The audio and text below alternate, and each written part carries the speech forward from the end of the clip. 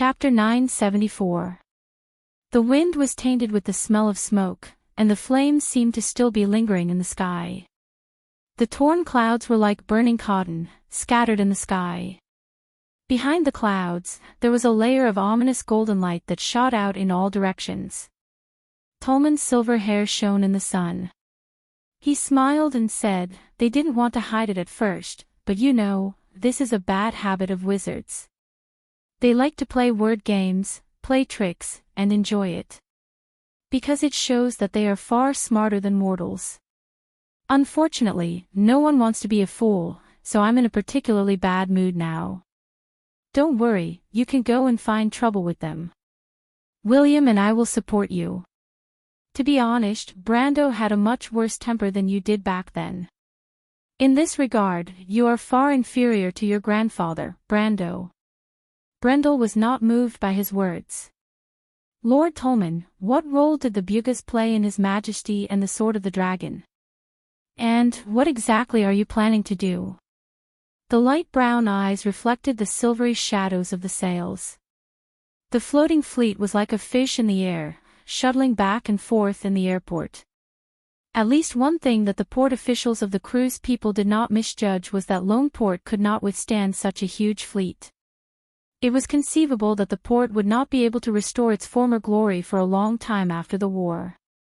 But this was a problem that only the locals needed to worry about. At least for now, even Earl Alcorn himself was not in the mood to think about it.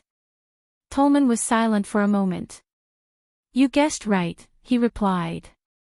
"It's a long story. The wizards did not play a glorious role back then, but it all started with the great battle in the Alkash Mountains." Tolman raised his hand and drew a silver rune, Jazit, which meant night in the rune. A transparent ripple shrouded the top of the two men's heads, isolating the sound around them. "I won't repeat the process of that battle. I'm sure you've heard countless versions of it, but the story later was very different from the one circulating outside. The two sides of the battle found something in Alcala. It's related to the Dark Dragon." Tolman was not surprised that Brando would guess this. He nodded and said, "In fact, what they found was the battlefield of the final battle." The battlefield of the final battle. Only the dragon and Kjuvel, the Silver Elves, participated in the final battle. So the battlefield was really in Alcala. Brando was finally a little moved. "You know about the final battle?" "I know a little. The four sages defeated the Dark Dragon in the final battle. It is said that there are countless secrets sealed in that battlefield." Brendel was more familiar with the history of the War of the Planeswalkers. This history came from Elaine's mouth, and it was still vivid in his mind. There are no records of the final battle after the War of the Holy Saints. It was as if it had mysteriously disappeared. The only people who knew about it were the Silver Elves who retreated into the mountains, the dragons no longer appeared on the earth, and the wizards, the Bugas. He raised his head and looked at Tolman. "The Silver Union monitors everything that happens on the ground. It's hard to believe that the mortals were able to get close to Alcra and find the final battlefield without the permission of a certain faction." Tolman looked at Brando with a complicated expression. "The four sages defeated the Dark Dragon. There were countless secrets behind it. In order to keep these secrets, the only two people who participated in the battle, the Silver Elves and the dragons, had retreated from the world." "How do you know these secrets, little one?" "Through some clues of legend and speculation, I have some experience that you can't imagine, just like when I reappeared as a Highland Knight." Brando replied half-truthfully. "I know more than the Bugas think." "I can see that." Tolman sighed. His wise eyes swept across Brando's face. Darius' grandson looked very similar to him when he was young. This made Tolman feel as if he saw that person appear in front of him again. Unfortunately, the life of a mortal was too short. He seemed to recall the past when he was young in Erewhon. Now it seems that William's evaluation of you is the most pertinent. Others still see you in the shadow of Darius, but you have already walked out of it. I'm not the only one who has walked out of it, Brando thought. It was more like a coincidence.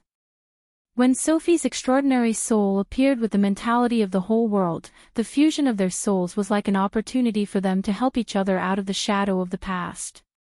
After the dream under the golden tree, he was no longer the young man who could only hesitate in front of the sword of the past. William admires you. He and I don't agree with the council's plan, but we are happy to see it happen. The old man thinks that you can do more. On this point, I'm not as confident as he is. But I have to admit, until today, when I meet you again, I have to say that I've probably made a rare mistake and made a bet that I would lose. Since you don't agree, why are you happy to see it happen? Because William believes that you have abilities that surpass others. You have experiences that are different from others. You can do things that others can't. There are some things, these things are things that he, and His Excellency the late Emperor could not accomplish, but William believes that you might be able to do it. What do I do to deserve it? Brando was slightly stunned, and then his heart skipped a beat. There seemed to be a hidden meaning in this evaluation. What did the different experiences from others mean? Did it mean that the other party had seen something? It sounded a little unbelievable, but for William Pist, who stood at the peak of power and one of the few who could use magic to see the future, it did not seem to be absolutely impossible. But what does this have to do with King Eric? Brando frowned, faintly feeling that he had grasped something. But he was still in a misty maze, and could only occasionally see a corner of the truth. Do you want me to be your agent and go to war with the Empire? He suddenly remembered what the Wind Elves had done in the past. At that time, the Delilah dynasty of the Elves had made such a promise to King Eric. The Bugis had sent a fleet with great fanfare. Did they want to repeat the story of the previous dynasty? You're thinking too much, little one. Am I not? You can rest assured. Going to war with the Empire will do us no good, nor is it necessary. There must be a reason for doing so. I've already mentioned the reason earlier. So, it's still related to the Great Battle of Alcala. Tolman nodded slowly. Yes, our topic is a little off topic. That great battle is the main topic. Brando glanced around. Tolman's enchantment spell still separated the inside and outside world, completely isolating sound. He suddenly felt a little funny for being so paranoid. How could the spell of the master of the Mithril Fortress fail in advance? He had a faint feeling that the following conversation might not be so simple. You haven't answered my question, Lord Tolman.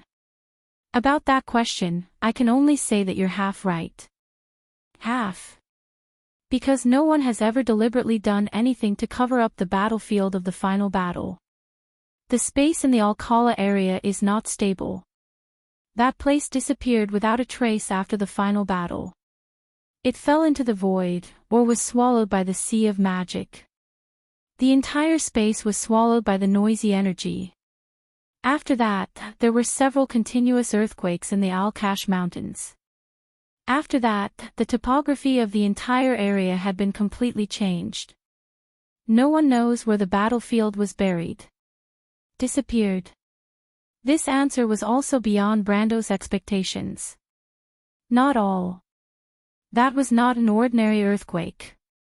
It was a spatial turbulence formed after the stable laws and order were destroyed.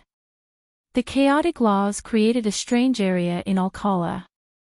Common sense does not apply there. In fact, for thousands of years, the battlefield of the final battle had appeared several times before the eyes of the world. It was like a ghost, suddenly appearing and disappearing without a trace. Once, it was discovered by an exiled Myrna clan. Another time, a descendant of ancient dwarves broke into this area. Tolman replied slowly. His voice did not fluctuate, but the things he described were very strange. After that, it flashed a few times, but it was not known to the world. In order to monitor its traces, the Bugis built countless observation points in this rift zone. Wait, you're talking about this rift zone? Are there other rift zones? Of course, our world is a whole. Once a crack appears in the laws of Tiamat, there is bound to be a chain reaction. In fact, this rift zone points to an area in Anzaruta to the south. Some strange things often happen there, and a large black forest is born there. Further south is the loop of trade winds, and north is the Great Glacier, forming a standard arc. This line is too long, even with the ability of the Bugas, they could not observe its end point. We can only speculate that if this circle has a center, it should be on the Great Plains in the east. Before the Age of Chaos, the people of gold and silver wandered in the wilderness full of thorns, the Great Plains that only existed in legends and had never been seen before. In addition, outside this main rift zone, there are some smaller rifts, such as the one you are familiar with, the Deadly Frost Forest. Brando was silent for a long time. Even if he counted his experience in the game, this was the first time he had heard such sensational news. If the respected scholar did not lie to him, this information had vaguely indicated something, that is, the legends that only existed in the background in the game were likely to be true. And Brando already knew that Tolman might not be lying, because the other party did not need to use such an obvious lie that would be exposed. Besides, some of his experiences had vaguely confirmed some of the content. Almost immediately, he subconsciously thought of an even more creepy thing. In the game, players had studied the whereabouts of the unforgettable unnamed ones in the Deadly Frost Forest. Those who had lost their memories, identities, and even themselves, existences between humans and souls. They always lined up in long lines and moved forward in the forest, luring more ignorant souls to join them. These unnamed ones would enter the Sea of Dim Light at a coast north of the Deadly Frost Forest. The direction they were moving in seemed to always be a huge arc tangent to the north coast of Erewhon. Players had racked their brains to study this enigmatic route, but in the end, it was all to no avail. They could only attribute it to the game designer's bad taste. However, at this moment, a new possibility uncontrollably appeared in Brando's mind. Those unnamed ones were moving forward along the rift zone mentioned by Tolman. But what kind of power, what reason drove them to do such a thing? What made these people lose their way? Brando could not help but shudder at the thought of those pale-skinned, empty-eyed, and bewildered trekkers. He suddenly remembered Viscount Terst, whom he had met in Bragg's. The people who took him away might have been the same group of people. What did that guy want to tell him? Unfortunately, he did not understand the situation at that time and missed the opportunity in vain. After a while, Brando forced himself to throw these thoughts out of his mind and reluctantly digested the news. He looked up at Tolman, and his forehead was slightly sweaty. This was just the beginning, so, the two sides of the battle in the Alkash Mountains entered the final battlefield by mistake. It's still half of it. We did enter the battlefield of the final battle by mistake, or rather, it appeared before us like a ghost. At that time, it was your grandfather who commanded the allied forces of the Holy Cathedral of Fire. As his deputy, I immediately felt the seriousness of the problem, and our opponents, the Wind Elves, had no lack of capable people. We quickly decided to call a truce and planned to withdraw from the battlefield under the coordination of the Buga envoys. Tolman replied slowly, as if recalling the situation of that day. Brando could imagine an ancient battlefield, quietly appearing between two armies in the fog. What a strange scene it was. What happened after that? He asked. He understood that if the two sides involved in the war had peacefully withdrawn from the battlefield as Tolman said, there would not have been so much later. We made a mistake. In fact, it was an oversight. Oversight. You said before that the mortals could get close to Alkra and find the final battlefield, they must have been instructed by one side.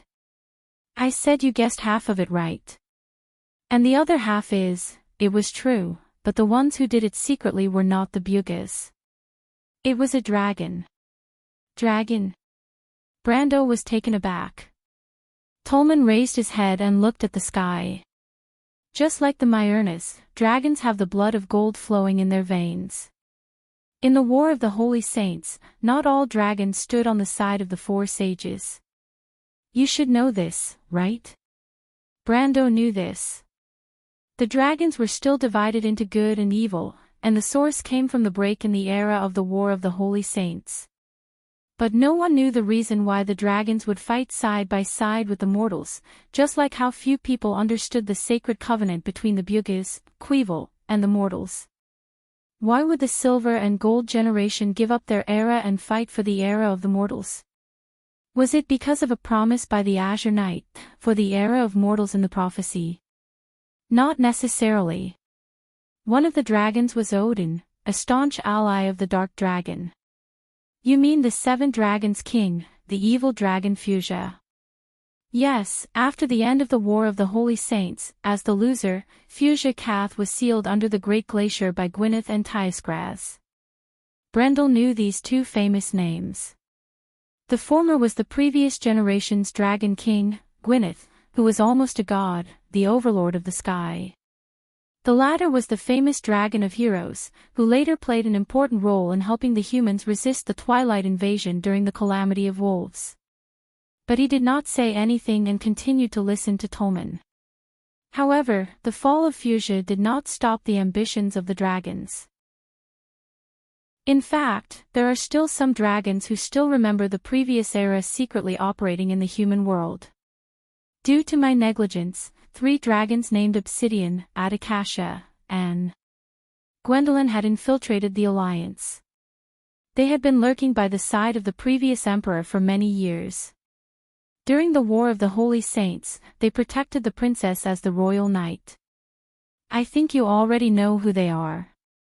That princess is. Brando only felt a buzzing in his head. A few important clues were like lightning in the dark night, flashing brightly in his thoughts. In the darkness, the truth seemed to have surfaced. You guessed right.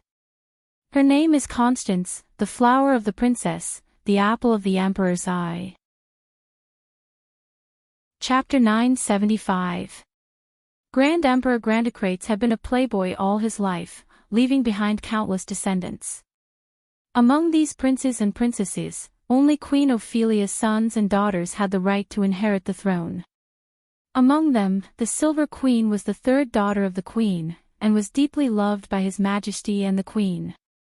Under the rule of the Holy Cathedral of Fire in the south of Wonde, there were countless princesses in dozens of small and large countries. If these princesses were compared to the stars in the night sky, then among the hundreds of millions of stars, there would always be 1 or 2 brightest stars, such as the Nun Princess Magadol and the Pearl of Erewhon, Griffin. But 60 years ago, the night sky belonged to only one person. That person was the Silver Princess, Constance. Constance could be said to be the kind of person who was born with a silver spoon in her mouth. As the daughter of Grand Emperor Grandocrates and Queen Ophelia, she had an incomparably noble birth. As she grew up, her beauty gradually spread beyond the empire. Even as far away as St. Tossol, where the Wind Elves lived, Fanzan in the north, and the 10 cities ruled by free mercenaries and merchants, people were talking about this cruise princess. Constance was also a seer. When she was born, she had a part of the silver bloodline. This was the origin of the title of princess. When she was a young girl, the chief court wizard of the Cruise Empire, Master Jarrett, asserted that she would become the most outstanding wizard of the empire in the future. Just like the scholar girl Shido, Constance's outstanding talent quickly attracted the attention of the Bugis. Ajani, the leader of the Wizards of the Silver Society, had taught Her Majesty the Queen when she was a girl for a long time. But just this alone was not enough to make her the successor of the empire. Don't forget that she still had 2 older brothers. Even though the eldest son of Emperor Grandocrates had been injured in the war in the north and had been suffering from constant injuries since then, he had passed away at the age of 27. However, his second son was talented and intelligent. Furthermore, he was as cultured and refined as his elder brother. Furthermore, he had the support of the Prime Minister. No matter how one looked at it, he was the best candidate for the throne. To Emperor Grantotilde, the best choice was to let his second son inherit the throne and let his youngest daughter, Constance, become a court mage or enter the Holy Cathedral of Fire. This was undoubtedly the best of both worlds for the royal family.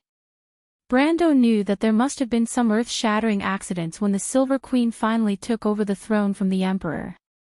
These accidents obviously happened during the war in Algash. He asked, what exactly did they encounter there? What does it have to do with my grandfather? Was my grandfather's trial a cover-up? Don't worry, take your time, little guy. They passed through the fog, and guess what they saw there? Tolman looked at Brando with interest. They found the inheritance of the Dark Dragon. The inheritance of the Dark Dragon. Brando was shocked and clenched his fists guiltily. In the current world, anyone who had anything to do with the Dark Dragon was like a rat crossing the street. It was understandable just by looking at the situation of the witches. They were only suspected of having an affair with the Dark Dragon. The Myrnas, the former servants of the Dark Dragon, were even expelled from the civilized world and disappeared into the great glaciers for thousands of years. The last person in the human world who had Myrna's blood was the Great Knight dubbed of the Grecius Knight Regiment 600 years ago. He was found to have 1/4 Myrna blood and was burned at the stake. That dark era was really chilling to think about. Although it was not as strict as it was a few hundred years ago, it was impossible for the Silver Queen to inherit the throne just because she obtained the inheritance of the Dark Dragon. Not to mention the throne, it was more likely that the royal family would treat it as an unspeakable scandal and imprison her forever. However, the development of history was bizarre and contrary to common sense. At least the world now knew who the Supreme Emperor of Cruz was. It was that person's inheritance. When Constance found them, they were sealed in 2 broken crystals. 2 broken crystals? Brando's heartbeat quickened. Weren't they soul gems? Tolman nodded. There has always been a legend among the mountain people living in the Latch of Wa. It is said that before the final battle, the Dark Dragon sealed part of his soul imprint in a grey gem. This grey gem was discovered by a team of explorers in the White Mountain Creek Valley. It was called the Grey Valley Crown. After the final battle, the Grey Valley Crown was artificially divided into several pieces. The person who divided the gems was Conrad, a legendary craftsman who had 1/4 mountain folk blood. He completed the work in a valley in Walla. Many mountain people were captured and used as laborers. Most of them were killed, but there were still a few who survived. Therefore, this legend has been passed down by the survivors until now. And what Constance found was 2 of the Grey Valley Crown that was divided into 6 pieces. The Myrnas call these broken crystals soul gems. Brando stood in place and was silent for a long time before he continued to ask, and then? Tolman smiled and changed the topic. Everyone knows that the Dark Dragon Odin is the root of all evil and is a tyrant. However, the jealousy of the mortals towards the Myrnas and their coveting of the tyrant's power has never stopped. The reason why people are so keen to find the battlefield of the final battle is because legend has it that the Dark Dragon left the inheritance of the Myrnas, the only inheritance of the golden bloodline in the mortal era other than the dragons, on that battlefield. The Dark Dragon left the inheritance of the Myrnas on the battlefield of the final battle. Brando frowned. How could anyone believe such a ridiculous rumor? If Odin left the inheritance on the battlefield, how could the 4 sages be indifferent? Besides, weren't the Silver Folk also involved in the battle? You think this reason sounds ridiculous? Tolman asked Brando with a smile. Actually, it's not like that. There's a reason for this rumor to spread. For thousands of years, people have tried their best to find the glorious inheritance of the Myrnas, but to no avail. The only place left is the battlefield of the final battle.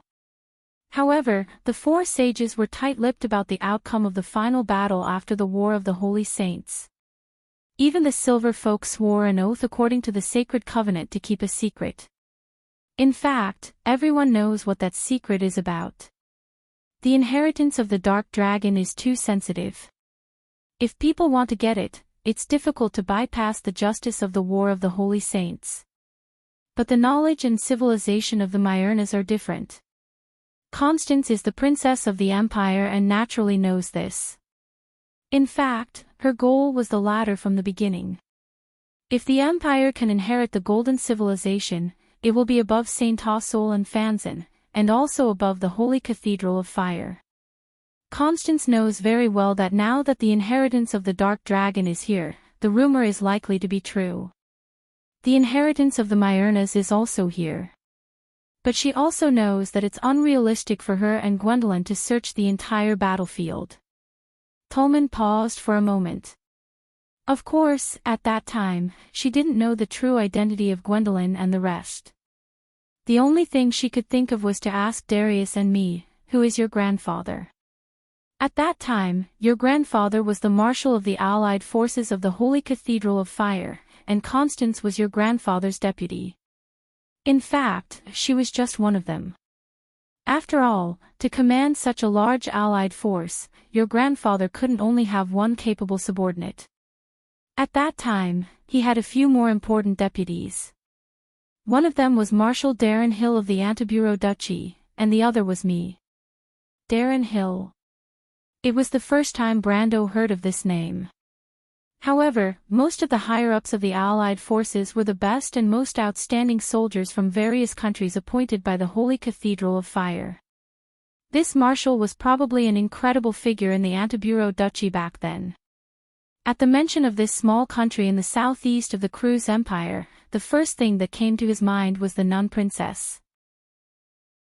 Thinking of Magadel's goddess-like appearance and her firm and kind heart, Brando couldn't help but fall into a trance. Such an excellent princess was naturally worthy of being pursued by the world, even the Holy Cathedral of Fire was no exception.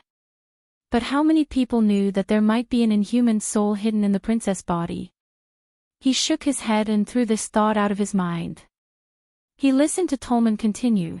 After she returned to the Allied forces, the first thing she did was to order your grandfather to send an army into the final battlefield to search for the inheritance of the Myrna people. But Constance was a very shrewd woman. Even when she was still the princess of the empire, this kind of extraordinary wisdom had already emerged. She knew about my relationship with the Bugis, so she privately begged me not to reveal this secret to the Silver Society. She also understood the feelings Darius and I had for Erwin, so she made a vow that if one day the Empire obtained the inheritance of the Golden Civilization and stood at the top of the world, she would give Erwin eternal and true independence. She made a vow in the name of the Flame King Gretel, the ancestor of the Cruz people, so naturally it was true and trustworthy. That was why your grandfather and I were moved from the beginning. Speaking of this, Tolman sighed. This is because I know very well that the little princess of the empire is outstanding, rational and clear-headed. She would never covet the inheritance of the Dark Dragon. And the inheritance of the Golden Civilization is not a taboo for the Bugis. The passing of civilization is actually something we are happy to see, so I opened my mouth and agreed on your grandfather's behalf. What about my grandfather? Brando couldn't help but ask. This question made the elder of the Silver Alliance standing in front of him twitch his snow-white eyebrows. He looked at him a little strangely and replied, "Young man, your grandfather was in the prime of his life, and was also handsome and charming. His prestige in the Holy Cathedral of Fire was gradually rising. Grand Emperor Grandocrates even had the intention to let him join the empire and offered him the position of marshal. But that old man rejected him with the stubbornness and pride unique to the Erewhon people." Although he said this, the old man's wrinkled face couldn't help but flash a trace of excitement and admiration. This was his old friend, and also the backbone of the Erewhon people. However, the pride was quickly replaced by loneliness. He shook his head and said, "Since ancient times, young girls have always admired heroes in knight. And a woman as outstanding as Princess Constance would naturally have her eyes on the top of her head. In the entire Holy Cathedral of Fire, the only person who could make her look up to was probably your grandfather." Brando almost spat out a mouthful of water. He was so shocked that he couldn't help but blurt out, "You mean my grandfather and Her Majesty the Queen, she." His words were stuck behind the word she. No matter how rich his imagination was, he couldn't believe that his grandfather almost became the man of the Silver Queen. And that woman was now the ruler of such a vast area, from the hazel highlands in the west, to the four-leaf grass in the east, to the mountains of Oman in the south, and to the Sea of Iranta in the north. She was the supreme person of the empire, the emperor of the Cruise people. Sometimes, reality was even more absurd than the most bizarre night novels, but this was too outrageous, and he could not accept it for a while. Tolman nodded solemnly. "Although this relationship has never surfaced, the relationship between your grandfather and Her Highness was actually an open secret within the alliance. Thus, whether it was for public or private reasons, your grandfather had to agree to Her Highness' request. But what we didn't expect was that 2 days later, things took a turn that none of us expected. No one expected that on that night, the news quietly spread out and reached the ears of the Wind Elves and Fanzon in St. Tassol. By the time we reacted, the whole thing was a mess. In order to get ahead of us, the Fanzon and the Wind Elves disregarded the opposition of the Buyga people and took the lead in sending troops to the final battlefield. Because of this, Her Royal Highness was extremely disappointed in your grandfather. That night, the only people who knew this secret were me, your grandfather, and Gwendolen. Gwendolen and the other two were Her Royal Highness chamberlains, so they had no chance or time to spread the news. And I, who was half a silver person, had no motive to do so. So after eliminating all the possibilities, your grandfather was the biggest suspect. Brando didn't interrupt, but he also knew that if he were in that environment, the first suspect would definitely be his grandfather. If he had been in his grandfather's position, he might have also considered spreading the news. If personal feelings were excluded, for Erwin, the best situation on the continent would be for St. Tassol, Fanzon, and the Cruise Empire to restrain each other and maintain a balance of power. This way, a small country like Erwin would have a chance to survive. Although the Silver Queen's oath was true and trustworthy, it was only her oath after all. Not to mention that she wasn't the emperor of the empire at that time. Even if she was, what about 100 years later? So the best way was to spread the news, muddy the waters, let the Buyga people intervene, and make everyone lose their chance. Thinking of this, he couldn't help but ask, could it really be my grandfather? Of course not. Tolman shook his head decisively. Who is your grandfather? Why would he be two-faced in front of his woman? He is an indomitable hero. Even if there was a legitimate reason, he wouldn't use these schemes. But at that time, Her Royal Highness didn't listen to his explanation at all. She directly exercised the power of the Empire's princess to supervise the coalition forces, deprived your grandfather of his command, put him under house arrest, and then led the army into the final battlefield. The old man sighed. In fact, with your grandfather's prestige at the time, it was very easy to oppose Constance. Although she nominally had the hidden identity of an army supervisor, the coalition forces weren't just Cruise's people.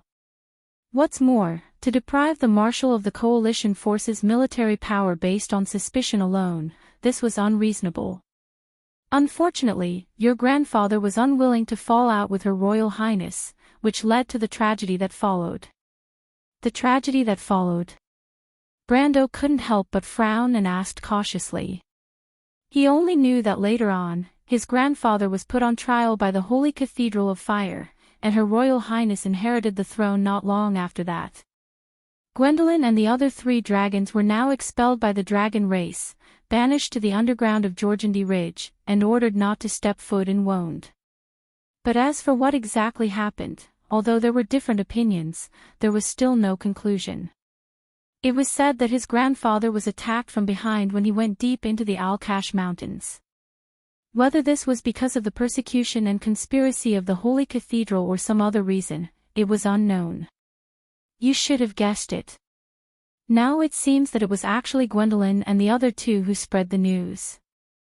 As the princess's servants, they naturally didn't have the opportunity, nor the motive and reason. But if they were dragons, their behavior is understandable. They bewitched Constance to look for the inheritance of the Myernus, but their real purpose was actually the soul gem left behind by the Dark Dragon. Since they had already found the fragment of the Grey Valley's crown, how could they give it up so easily? Earlier on, they were on the same side as Her Royal Highness, but now, Constance wanted to control the situation and control everything within the range that the Empire could bear. From this moment on, their goals diverged. So, Gwendolyn and the others immediately spread the news, stirring up the water first, and then waiting for an opportunity to seize the soul gem. Their purpose was naturally the legend of the return of the Dark Dragon and the Darkness prophecy. At this point, Tolman looked at Brendel with a profound gaze, causing the latter to break out in cold sweat, before he continued to narrate, "That's right. At first, their conspiracy almost succeeded. But who would have thought that the secret of the final battle was far from as simple as they thought?" His voice became a little distant, as if he was recalling everything that happened at that time. When the crews, Fanzin, and the Wind Elves all entered the fog-shrouded battlefield, something terrible happened. The soldiers lost their minds one by one, as if they were controlled by an invisible force. At first, they killed each other, until the number of people who could still maintain a clear mind became fewer and fewer. What was even more frightening was that this situation spread like a plague, and was no longer limited to within the fog. Even the Allied army stationed outside the battlefield began to be affected. Things got out of hand. The Bugas wanted to intervene, but it was already too late. And as the Bugas liaison in the Crew's alliance, I naturally knew the news immediately. At that moment, I knew that trouble was coming. There is only one possibility in this situation, and that is that there must be a huge seal on the final battlefield, and there is some kind of evil that we do not know of sealed under it.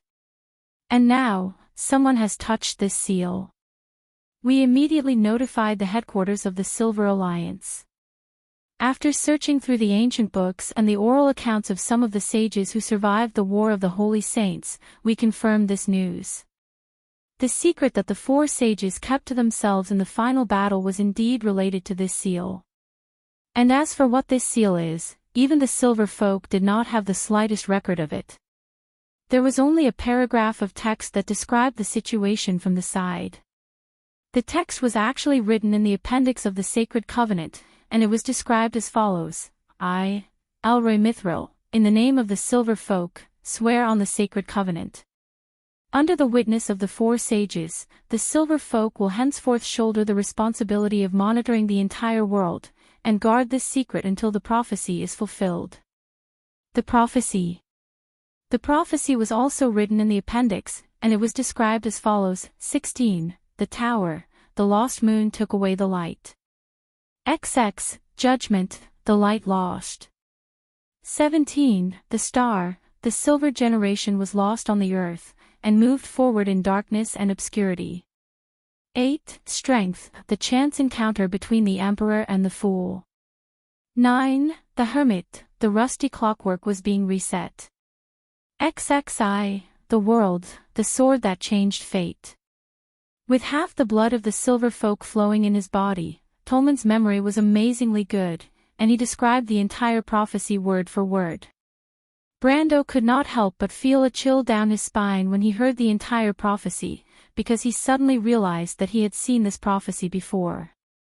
When he first crossed over to this world, in those consecutive dreams, he had seen the first paragraph of this prophecy more than once. What exactly is this language describing? He could not help but blurt out. But Tolman shook his head. "We don't know either." Elroy was the previous leader of the Silver Society, and even he did not mention such a paragraph in the appendix, not to mention that he died in an accident in the year of green, so we can't ask him for confirmation. Then what is sealed under the battlefield of the final battle? It's a crystal. Tolman hesitated. Behind the fog, there is a majestic temple. According to the description, the temple is 66 feet tall, and both sides are hidden in the fog. There is no way to know how wide it is, and it seems to be the place where the final battle took place. The temple is badly damaged, and in the center of the temple, there is a huge purple crystal in the ruins. The crystal seems to have fallen from the sky, and it went straight into the solid marble floor of the temple, causing the stone slabs and soil to arch up, and half of the crystal's volume is buried underground. Anyone who gets close to the crystal will be assimilated by the crystal, and become a monster. Turn into a monster, Brendel frowned, as if he had a thought. Turn into such a monster. Tolman gently patted the back of his neck. From here on, there will be patches of crystal-like keratin growing, and then the whole person will gradually be assimilated by the crystal, turning into a half-human, half-crystal monster. At this time, he will have completely lost his mind, and become like a wild beast, fierce and bloodthirsty, and extremely hostile to the humans who were originally the same kind, or the wind elves. Crystallization disease. Brando already understood what it was, and he could not help but think of the crystallization monster he encountered in Ampere Seal. There was only one thing that could cause the crystallization disease, and that was the Somir crystal. Chapter 976. The Somir crystal was also known as the Somir ore in the game. When it was first discovered, it was thought to be a crystal ore that was rich in magic. Later on, people gradually discovered another characteristic of this crystal, the ability to crystallize. The Somir crystal had the ability to crystallize any living organism that came close to it. However, the crystallized organism did not lose its life. Instead, it was transformed into a kind of life form made up of crystals, a semi-crystallized organism. As this ability was not only effective on animals, it also had the same effect on plants. Therefore, large areas of crystal forests were often found around the Somir crystal. In fact, it was one of the reasons why crystal forests were formed. However, the assimilation effect of the Somir crystal on living organisms was a slow and gradual process. It usually took a few years or even longer to complete the process. According to Tolman's description, the soldiers of the three empires were affected by the crystallization disease after only 2 or 3 days of entering the final battlefield. Although this crystal sounded very similar to the Somir crystal that Brando had heard of before, the effect was obviously much stronger. Perhaps it was a variant of a stronger magic power, or perhaps it was something else entirely. But no matter which it was, the crystallization process should be an irreversible process. That was why he had such a headache when he faced Elaine's crystallization disease. In fact, in the game's records, there were only a few cases of crystallization disease being cured. Most of them were thanks to the miraculous abilities like the Fountain of Life or the Miracle Spell. On the battlefield of the final battle, it was obviously impossible for so many miracles to exist at the same time. There were countless soldiers on the battlefield, and in addition to the basic soldiers, there were also a large number of nobles.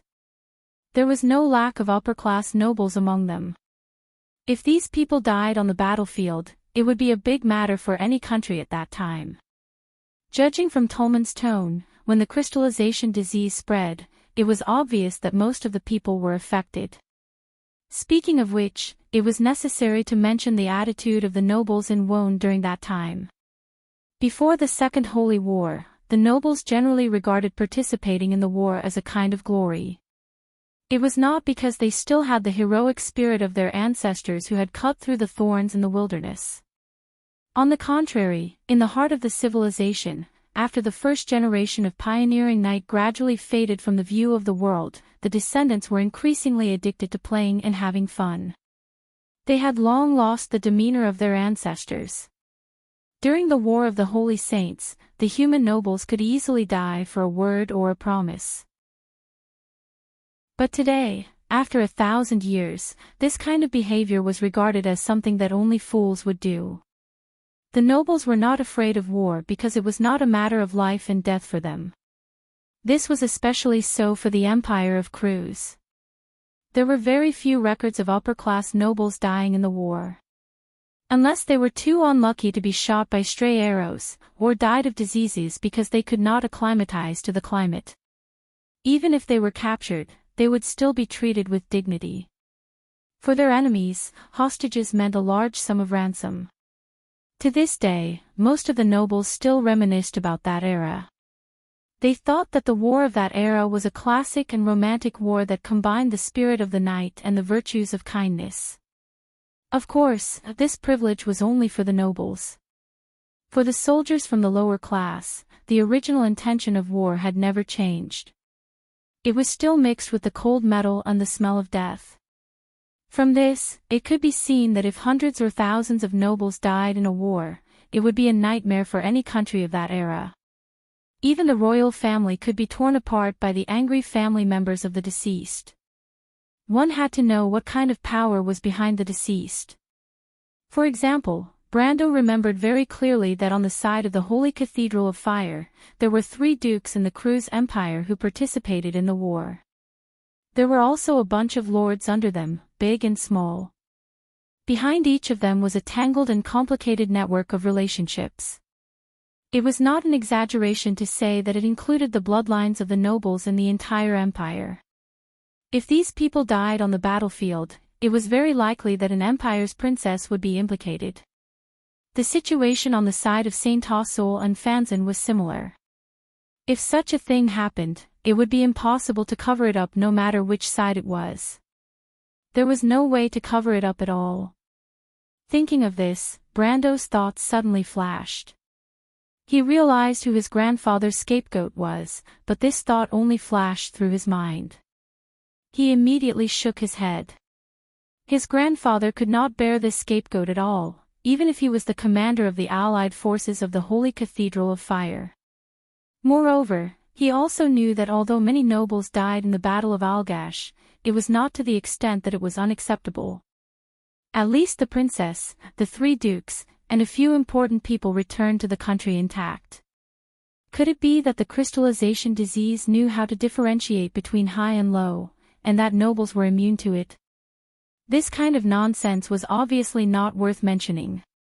There was only one possibility, and that was that someone turned the tide and saved the allied forces of the 3 empires at the last moment. This would also explain why the 3 holy cathedrals stopped fighting after that, and the Second Holy War came to an end. Regarding that person, Brando already had a strong premonition in his heart. More than once, the tall figure of that person appeared in his mind. Under the blood-red setting sun of Brags, the stag forest seemed to be dyed with a layer of soft bronze color, the flowing golden river soaked the shallows, the silent old man stood quietly, thoughtfully watching his grandson practice swordsmanship. Now that Brando thought about it, his grandfather's broad shoulders and tightly pursed lips had always been guarding some unknown secret. The whispers behind that secret lingered around the old man's life, and with the arrival of the final moment, it turned into dust and was buried in the grave. And at this moment, it was finally time for this secret to be revealed. Facing Hao Ren's questioning gaze, Tolman did not keep Hao Ren in suspense and told him everything that happened at that time. The crystallization disease seemed to have spread overnight among the allied forces of the 3 empires, and countless people were infected. Although the crystallization disease was not that serious at first, under the influence of the magic of the Somir crystal, all the infected became manic and agitated, gathering together to attack each other, or attack the normal people who tried to separate them. As more and more people joined them, the situation in the Alcala area gradually became out of control. Some people fled out of fear, and among them were nobles who commanded the army, and the number of normal people gradually decreased to the point where they could barely keep themselves safe. Under the circumstances at that time, discussing how to solve the problem was already a joke. The only thing left to do was to wait for death, and the only thing left to do was to gamble. The Bugis sorcerer suggested that perhaps they could break the Somir crystal in the Holy Cathedral, or throw it into some spatial turbulence through magic. Although this may not change what had happened, at least it could stop the situation from worsening. After a few rounds of discussion, this proposal was approved by most of the remaining people, but the question was, who would do it? In the ruins of the last battle, there were countless soldiers infected by the crystallization disease wandering in the fog. Just passing through them to reach the temple was as difficult as ascending to the heavens, not to mention the dangers in the mysterious temple. It was simply impossible to predict what kind of dangers there would be. It could be said that carrying out this mission was suicide, and not everyone was willing to do it because to complete this impossible mission, it was obviously not enough to rely on the strength of a few people. What they needed was an army, and an army needed a commander. Ironically, in order to compete for the so-called inheritance of the Immerse, no one in the three empires was willing to be left behind. As soon as the news spread, most of the nobles, including the commanders of the Imperial Coalition forces, entered the fog immediately, for fear of being left behind. At this moment, none of these noble commanders came out of the fog again. And the remaining people in the coalition forces who were qualified to command the army had either fled or were unwilling to enter the fog. In the end, the Bukis found that only one person perfectly met their expectations, and that was Darius, who was under house arrest by the Silver Queen. In terms of seniority, he was originally the commander of the coalition forces on the side of the Holy Cathedral of Fire, and his prestige was definitely enough. On the other hand, because of his disagreement with Constance, he escaped the disaster in the first place and was not infected by the crystallization disease. Now, all that was left was his own will. But as Brando expected, after learning the ins and outs of the whole thing, his grandfather did not say a word and took over the position of commander. This may seem inconceivable to others, but at that moment, Brando somewhat understood his grandfather. This was not only because of the pride of being a soldier, but also because in the fog, there was the woman he loved deeply. As the old man grew older, he had to succumb to time and fate, and his tall figure gradually stooped. In his silent heart, there was also a different kind of pride and passion. It was a pity that he had never seen his grandfather in that era. In Brando's memory, a vivid memory belonging to that old man seemed to gradually yellowed and faded, and then overlapped with another image. In that image, Brando saw a cloud of flags, a sea of night, and a man standing in front of the tide-like army, the marshal of the Holy Cathedral of Fire, and the undying ambition in his heart. That was an era that belonged to Erwin, Anson, and his two important ministers. One was in front of him, and the other was forever in his memory. Erwin in that era was far more glorious than he was now. Brando gradually became silent, just like his grandfather. He listened to Tumen talk about his grandfather's success. It was like a hero in a classical myth who survived a desperate situation and often saved the day in the most impossible situation. The people of Cruz, the people of Fanzan, and the Wind Elves finally put down their prejudice at the most critical moment and united together. Just like 1,000 years ago, they accepted the command of a human. They passed through the final battlefield filled with fog, opened a bloody path from the encirclement of the semi-crystallized creatures, and overcame the layers of illusions. It was like the ancestors who walked through the blood and thorns in the dark era to reach the Holy Cathedral with unyielding will. Your grandfather broke the crystal, and the huge crystal pillar was split into two.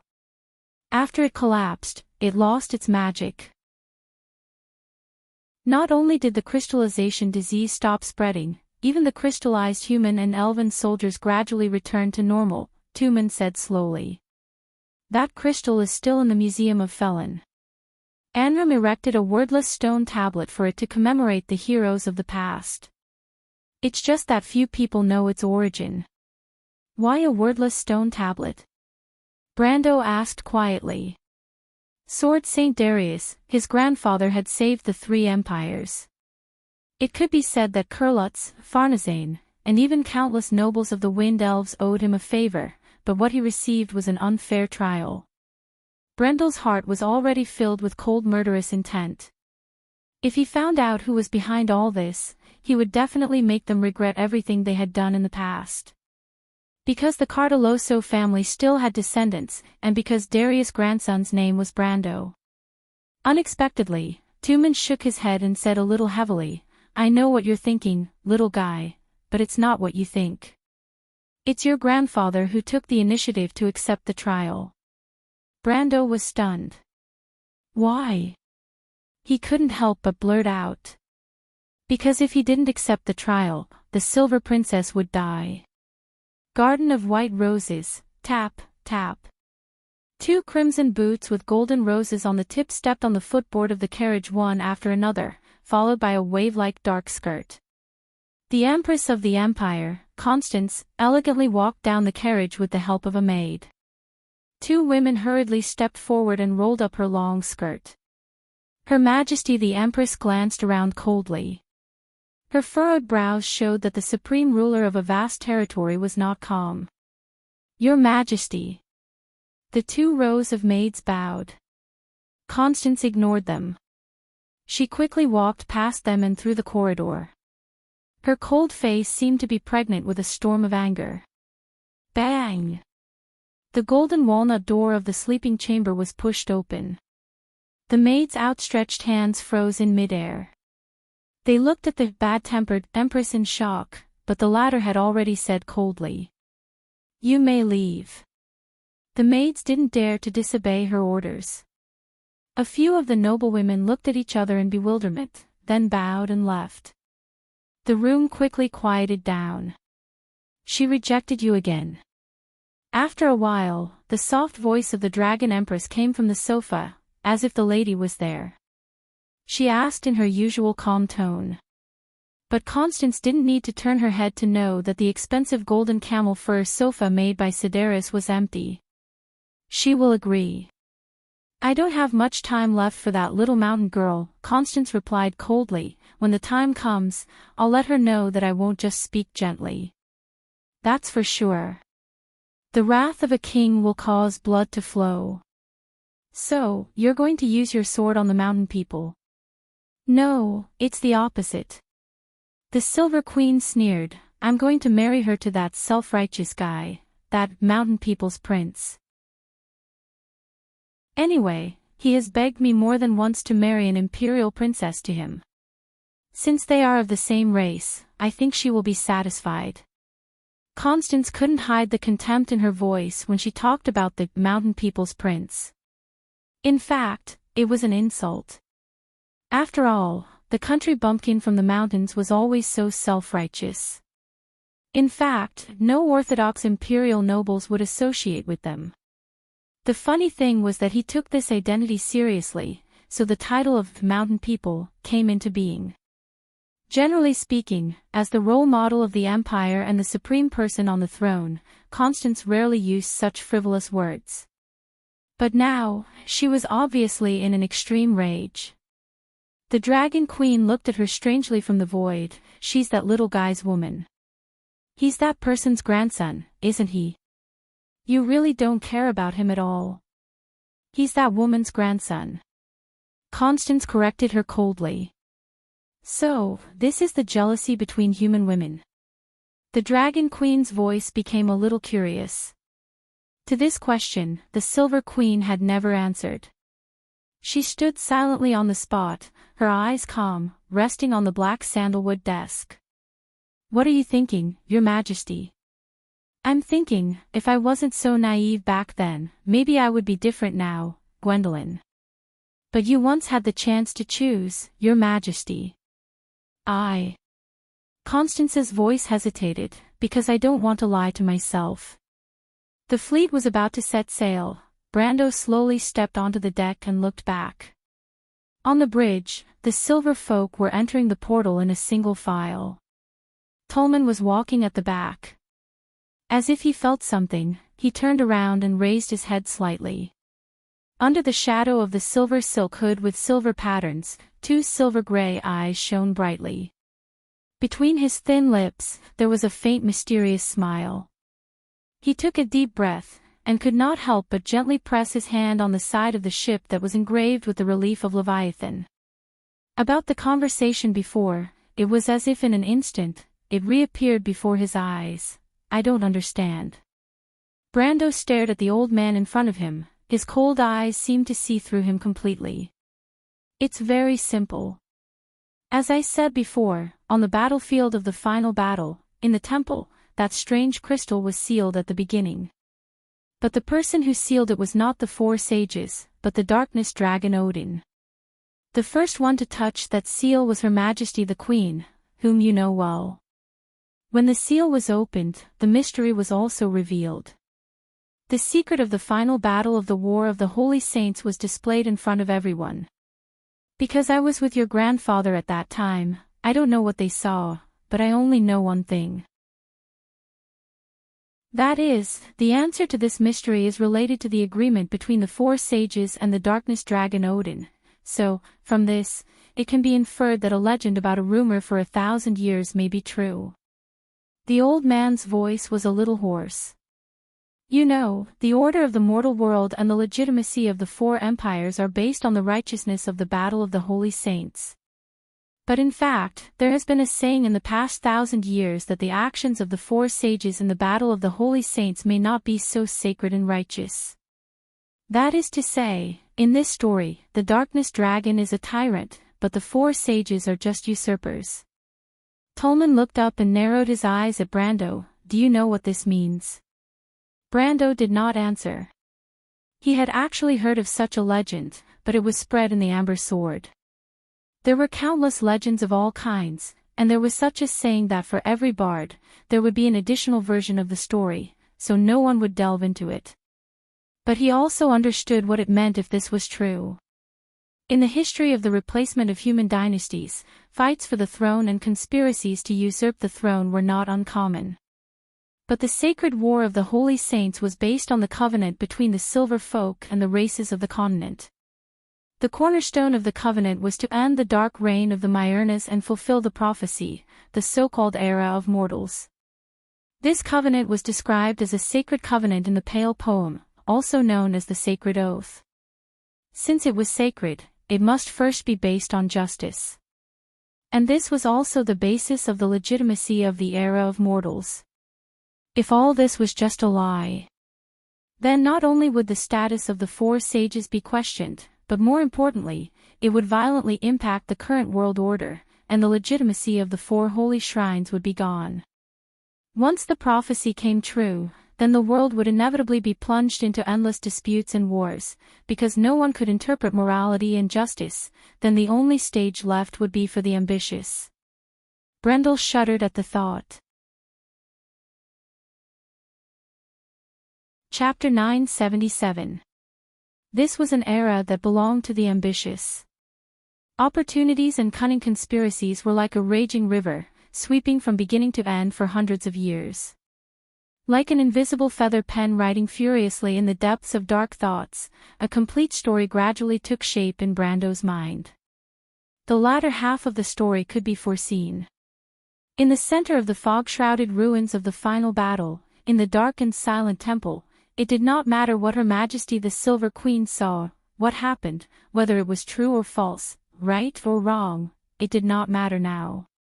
Its ending was already predetermined. The four holy cathedrals and the Bugis would never let this matter have any sequelae, let alone let its influence be brought out of the Alcala region. But the reason for this was not as sinister and despicable as the world thought it to be. Because the leader of the Silver Folk, the master of the Silver Lightning, Elroy, had pressed his hand on the sacred oath and made an oath to the four sages, declaring that in the next era, the Silver Folk would fulfill their duties and take on the heavy responsibility of guarding and monitoring the world. This promise, in the eyes of the people of this era, may seem inconceivable, even too childish. It was just a promise. What could it mean? The people of this era, from the nobles to the common people, believed in downright egoism. There was only naked interest between countries. Between kingdoms, between groups, it had long been a common occurrence.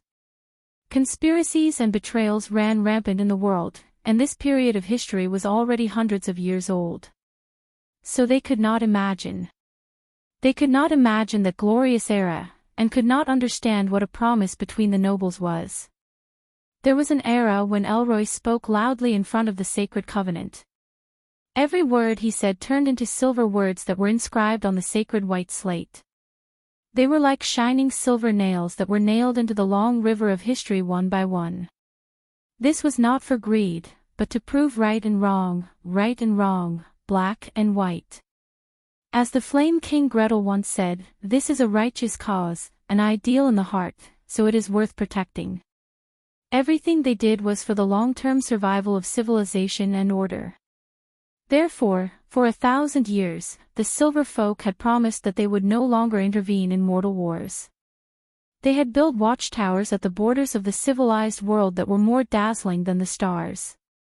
Although Brando had once maliciously joked that the Bugas were monitoring the power of the mortals in the whole world, he knew in his heart that their power has long been above the peak of the world, so much so that mortals have to look up to their aloofness.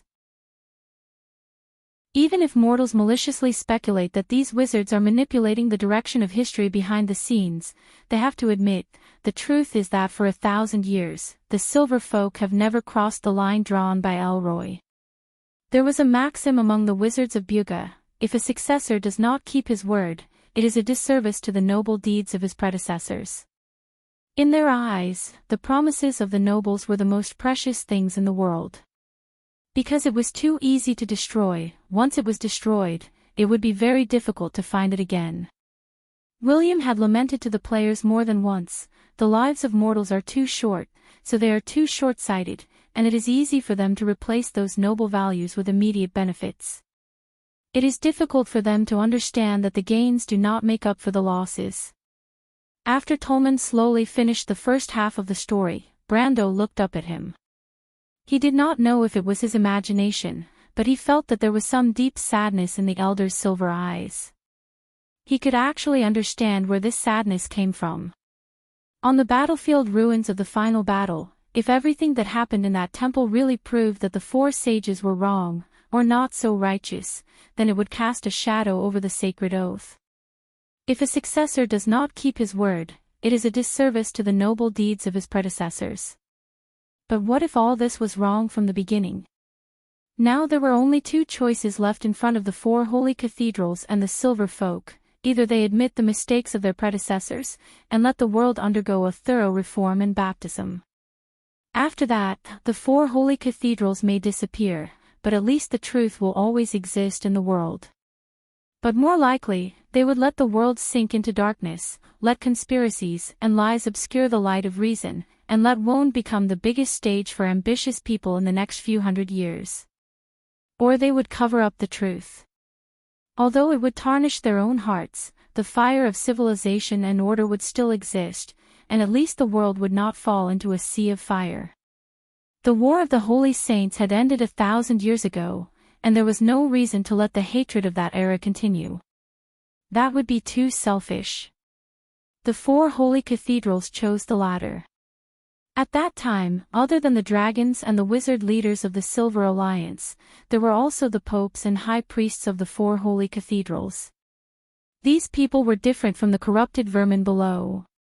They were all true seekers of truth, so this choice was a great pain and torture for them. Because they knew it was a lie, but they had to use nobility as an excuse to cover up the lie. This was double the damage to the shining truth. Since the decision has been made to cover up the truth with lies, then everything that happened on the battlefield of the final battle should not appear in front of the world again. After a long silence, Tolman slowly said, "But so many upper-class nobles were sacrificed on the battlefield, and there must be someone responsible for this. This person, Her Royal Highness. What about my grandfather?" Actually, no one forced Darius, but one day, he suddenly came to us, and you agreed? Brando asked in a low voice. Of course not. Tolman shook his head. But your grandfather said something to us. He said that you can't let Princess Constance bear this responsibility. She knows too much, and there are too many suspicious points in the whole incident. She can't afford to be suspected. More importantly, she is now the leader of the group of nobles who have also entered the Holy Cathedral. If you have decided to cover up everything, then you must appease each and every one of them. So, not only can she not be a sinner, she must be a hero. Your grandfather looked at us with his head held high, and his eyes flashed with a light that I still can't forget. Then he slowly said, "You have sacrificed too much for this, and I can't let all of your efforts go to waste. So, let me do it. Here, only I have the right to do it." After saying this, he turned and left the tent. Brando quietly listened to these words and did not speak for a long time. He only felt a strange emotion surging in his heart. He blinked his eyes, and his lips were a little dry and bitter. This is a noble's career, how can I let others monopolize it? There is such a man, whose silence contains too many meanings. Although he did not say a word, looking back on the past, he could answer the questions that most people in this world did not dare to face with a clear conscience. He did not let down his own beliefs, and also did not let down his beloved woman. That required not only courage, but also extraordinary wisdom. This man is his grandfather. This is a life without regrets, one can't help but yearn for it. Next up is the trial. Brando asked bitterly. He originally thought that his achievements had surpassed the figure in his memory by a lot, but now it seemed that it was just a child's play. This thought made him feel ashamed. Next up is the trial. Tolman replied in a deep voice, that trial. Those who truly understood the truth knew that it was just a child's play. There weren't many who dared to face that lie, so there were only a few who were present. Most of the others were missing their seats. So most people think that it is a secret trial, but the truth is not like that. This is the last dignity left for your grandfather. But as a good friend of your grandfather, I was present at that time.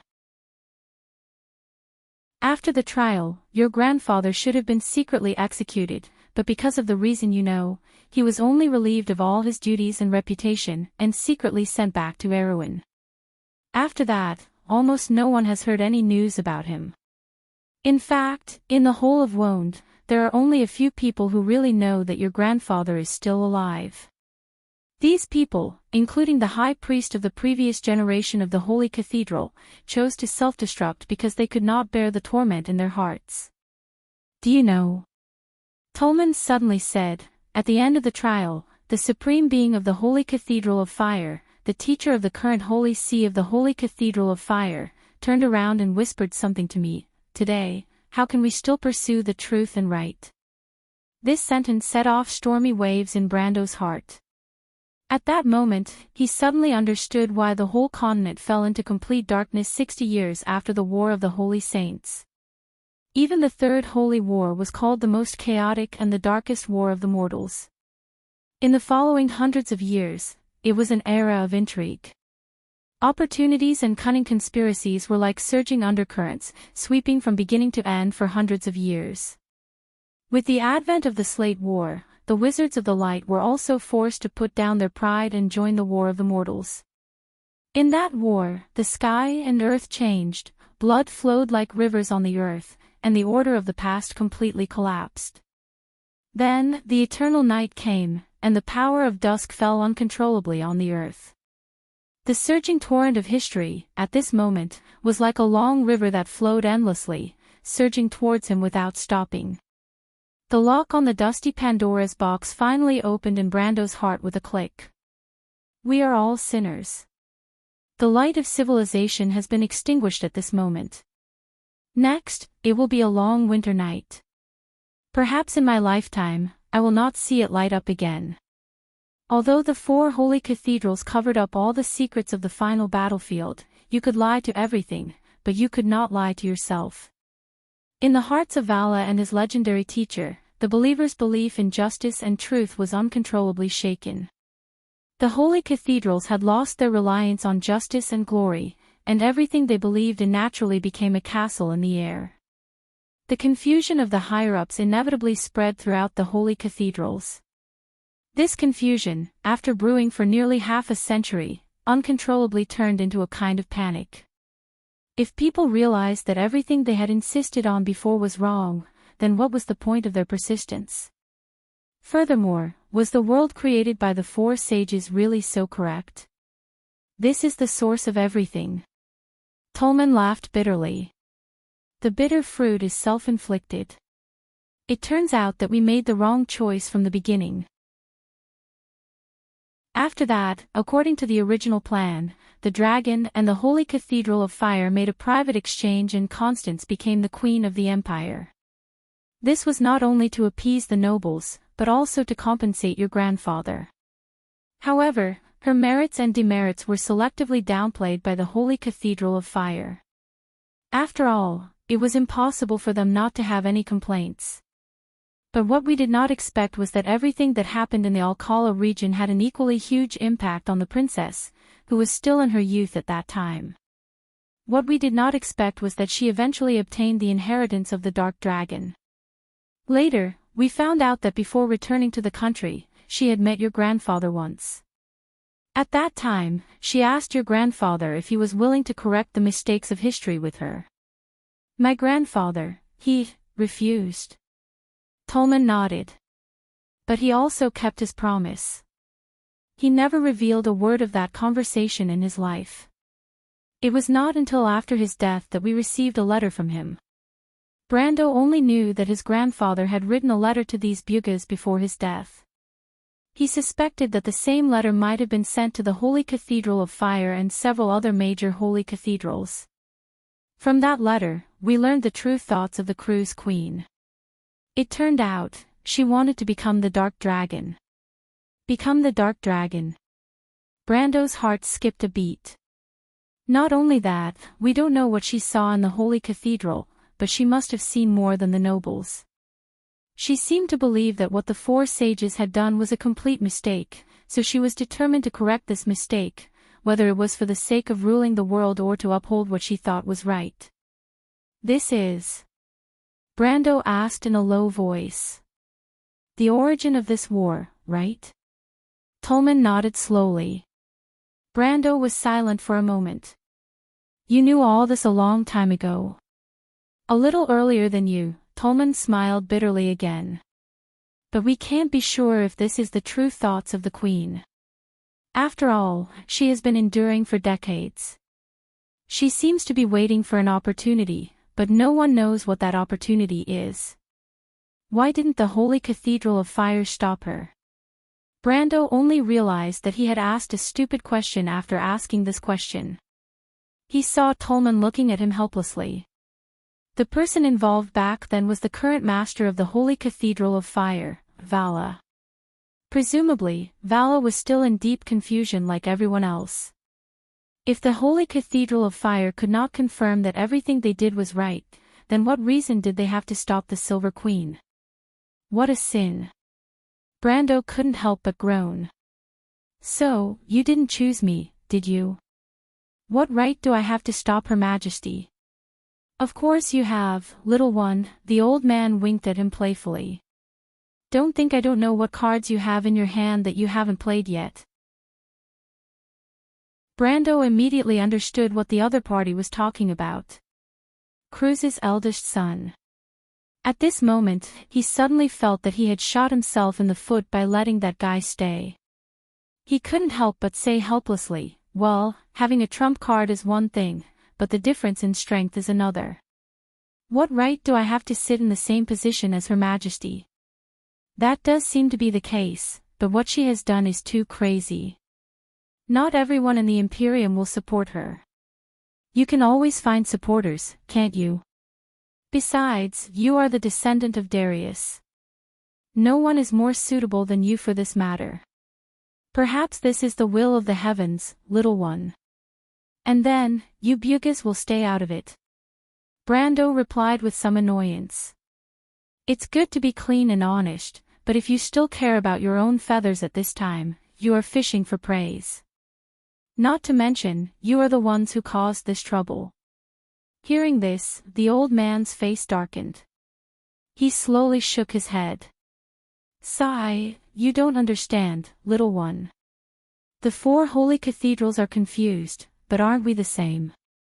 Ever since that incident, we are no longer sure that we have made the right choice. There are already a lot of voices in the council asking us to stay away from the affairs of mortals as much as possible to avoid repeating the same mistakes. This time, secretly helping you build a fleet is already the best we can do. Tolman was speaking very sincerely, but Brando didn't accept his explanation. He replied, but if even you can't be sure whether you are wrong or right, how can I be sure that standing on the opposite side of Her Majesty is definitely right? Don't tell me that in your eyes, I don't have the slightest persistence for justice in my heart. No, you are different, little one. Anyone can say that they are wrong, but you can't, because you are the descendant of Darius. Tolman looked at him and said word by word, the noble act itself can never be wrong. Even if we doubt our own choice, we will never think that those who sacrifice themselves for justice have the persistence for their ideals in their hearts.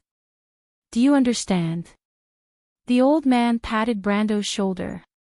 The long night of civilization is coming, and the flame will be extinguished in the ashes. But under the embers, there will still be a flame. Perhaps our generation will never see it reignite again, but to you, it must be reignited and passed down from generation to generation, right? And this is the mission of the pioneers you are pursuing. After hearing this, Brando couldn't help but fall into silence. He looked to the west, and the red sun was slowly sinking below the mountains as if it was announcing the arrival of the cold night. However, in the dark night, who would hold up a torch that sparkled like stars? He looked up, and the image of the silent old man in his memory was unusually clear and distinct. At the same time, the prophecy of the future that Tolman spoke of also floated in his mind. 16. The tower, the lost moon has taken away the light XX, judgment, the light has lost. 17. The star, the silver generation has been lost on the earth, walking forward in the darkness and obscurity. 8. Strength, at the coincidental meeting of the emperor and the fool. 9. The hermit, the rusty clockwork is being reset. XXI, the world, the sword that changes fate. Chapter 978. The stars were like dust. The silver-robed mages disappeared behind the door of light one by one. Tolman looked at Brando, who had his hands on the side of the ship, leaning forward to stare at him. He smiled slightly, then turned and stepped into the door of light. He was the last Bugha to leave. The circular door of light on the bridge turned half a circle clockwise behind him, then quickly shrank into a spot of light, slowly falling to the ground like a piece of dust. Under the night sky, after the fierce battle during the day, Lone Port looked devastated. There was no one in the silent city at this time. Lone Port was not big to begin with.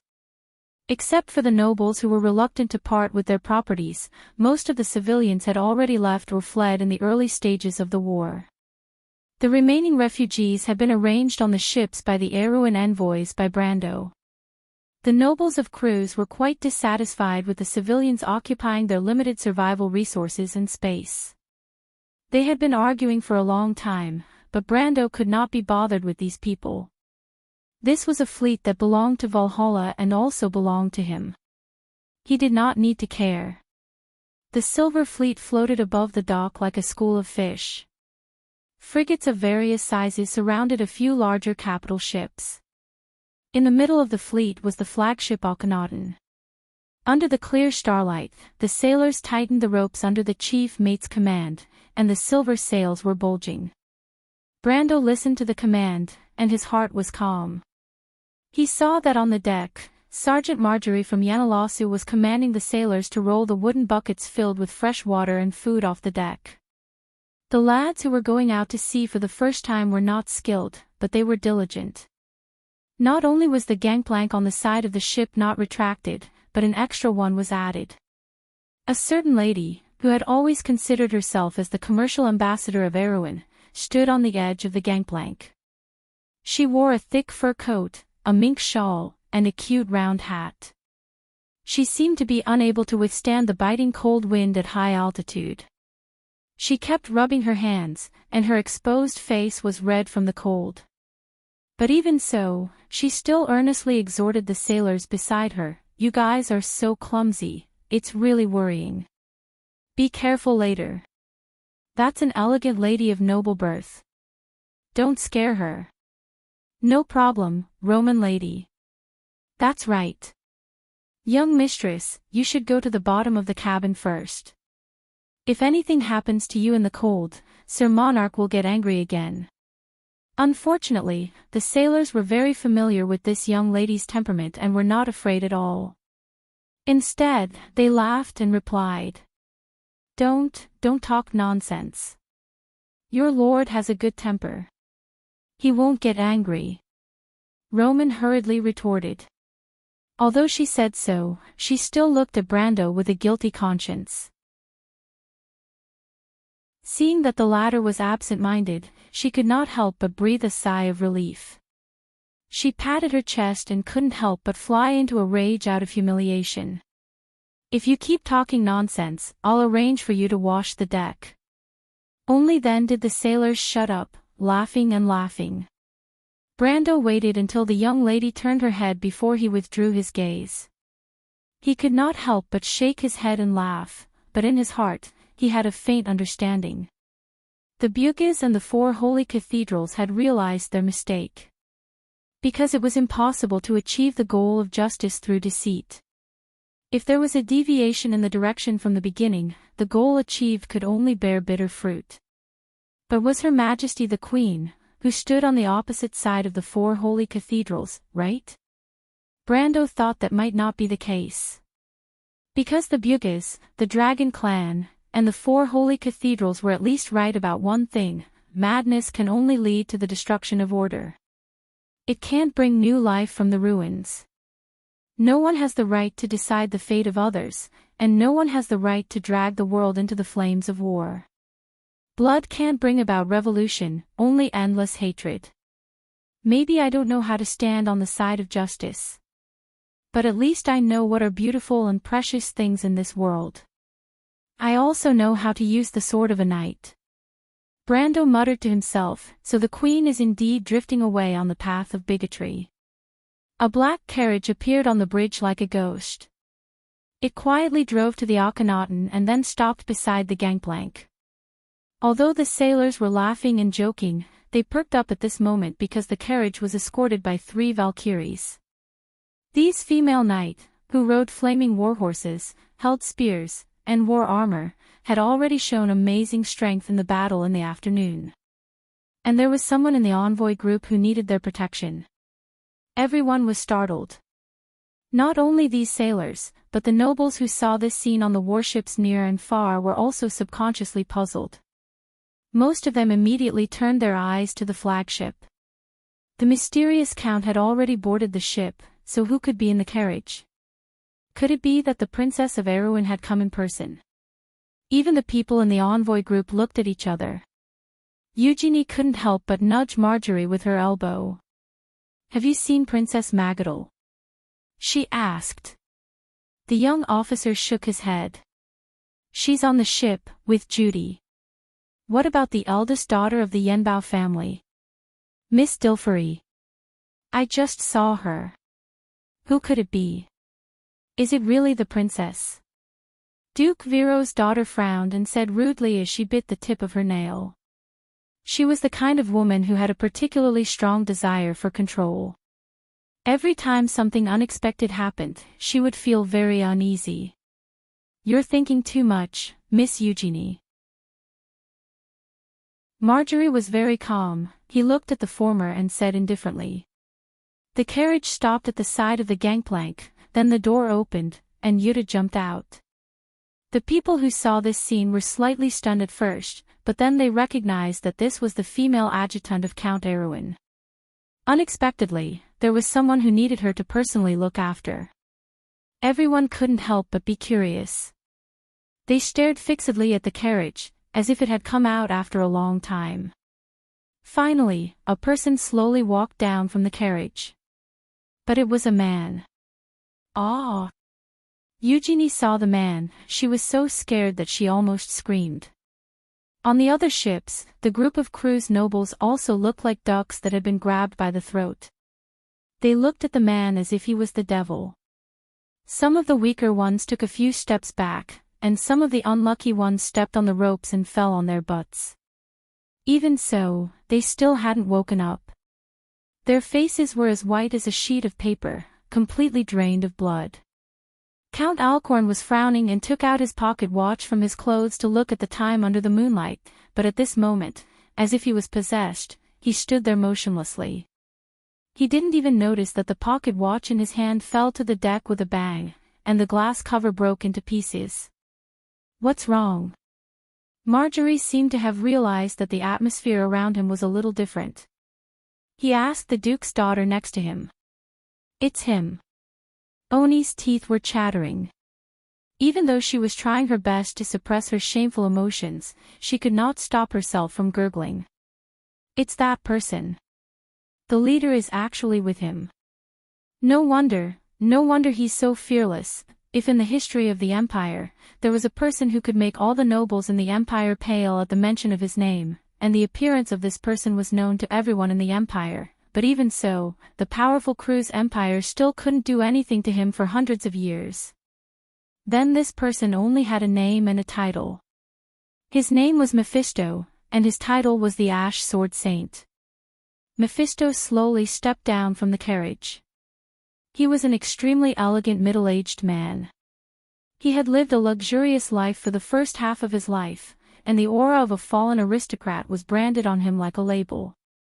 He was like a prince who had wandered to another country, and wherever he went, he would involuntarily become the center of attention.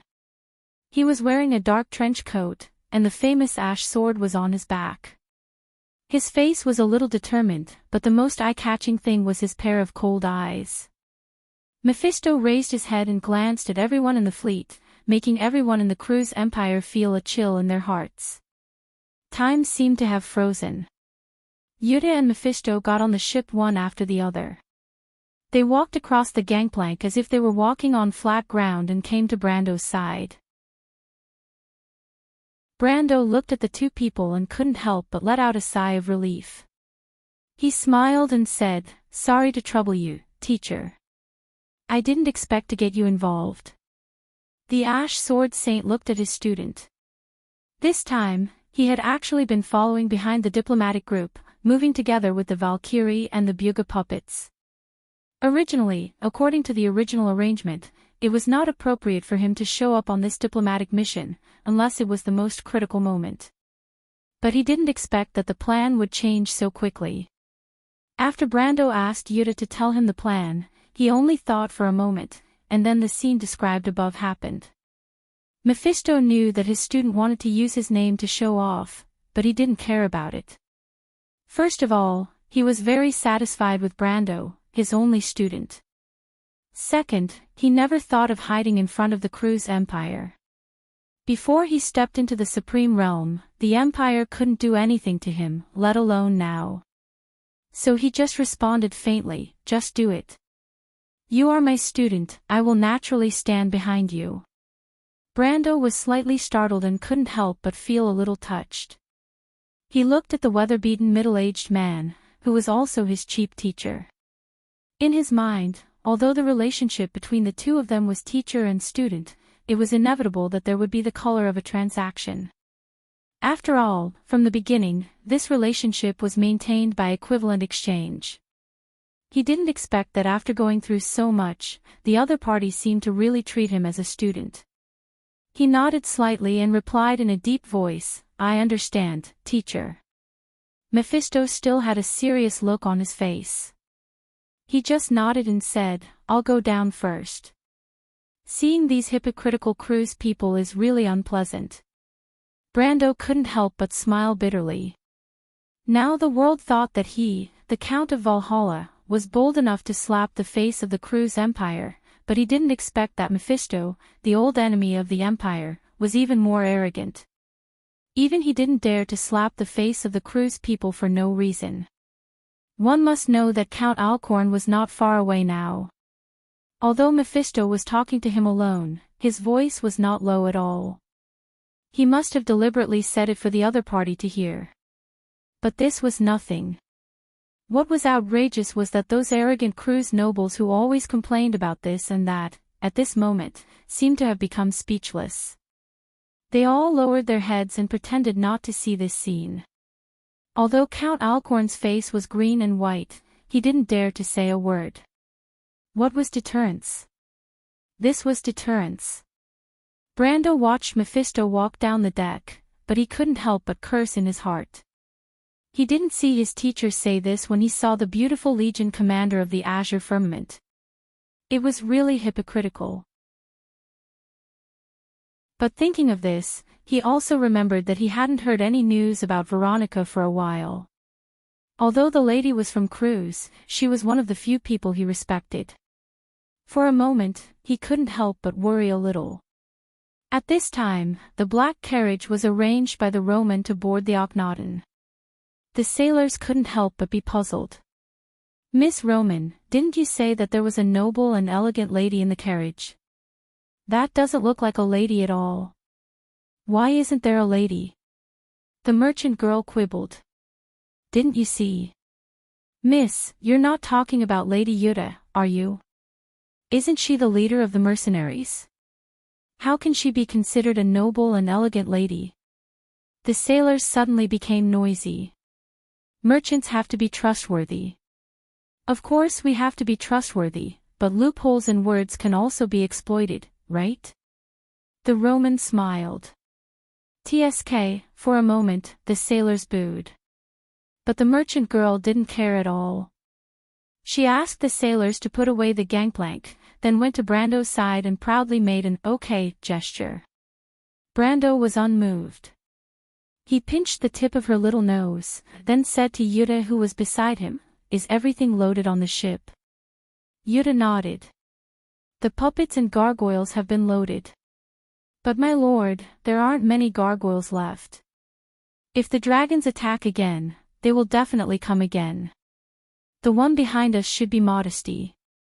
I know her character very well." Brando glanced at the great plains under the night sky. The scattered stardust dotted the dark curtain, but the most dazzling of all was the constellation of Dragon King Bahamut in the eastern sky. Just beside this majestic star chart was a patch of darkness. It was said that before the War of the Holy Saints, this constellation belonged to the Dark Dragon.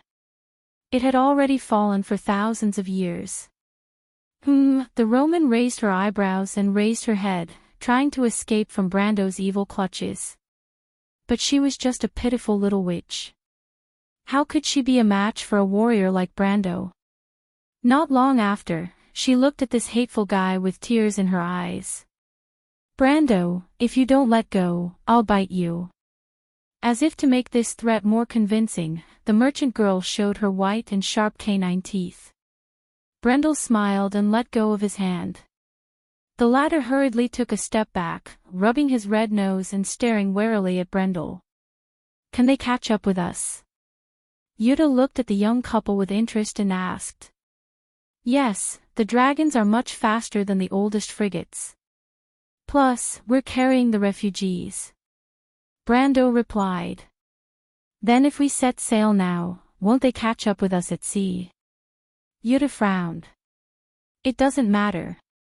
Brando thought that Modesty might join the battle herself after learning that the Bugas had intervened. But he still replied calmly, "They can't stop us." "Yuta, go and inform the Shire and Marjorie to come to the drafting room." "Oh yes, and the fat man." Yuta nodded and was about to leave when Brando called her again. "Wait. What's wrong?" The mercenary leader turned around in confusion. "Yuta," Brando hesitated before asking, "I remember you seem to know my grandfather." Yuta was slightly startled and then reacted. Her eyes lit up and she replied with some reverence, "Yes, my lord. In Erewhon, how could anyone not know your grandfather? Lord Darius, in that era, he was one of the two pillars of the kingdom, but—" She looked at her lord with some appreciation, thinking that this was probably the so-called family inheritance of the nobles. Both the grandfather and the grandson were so outstanding.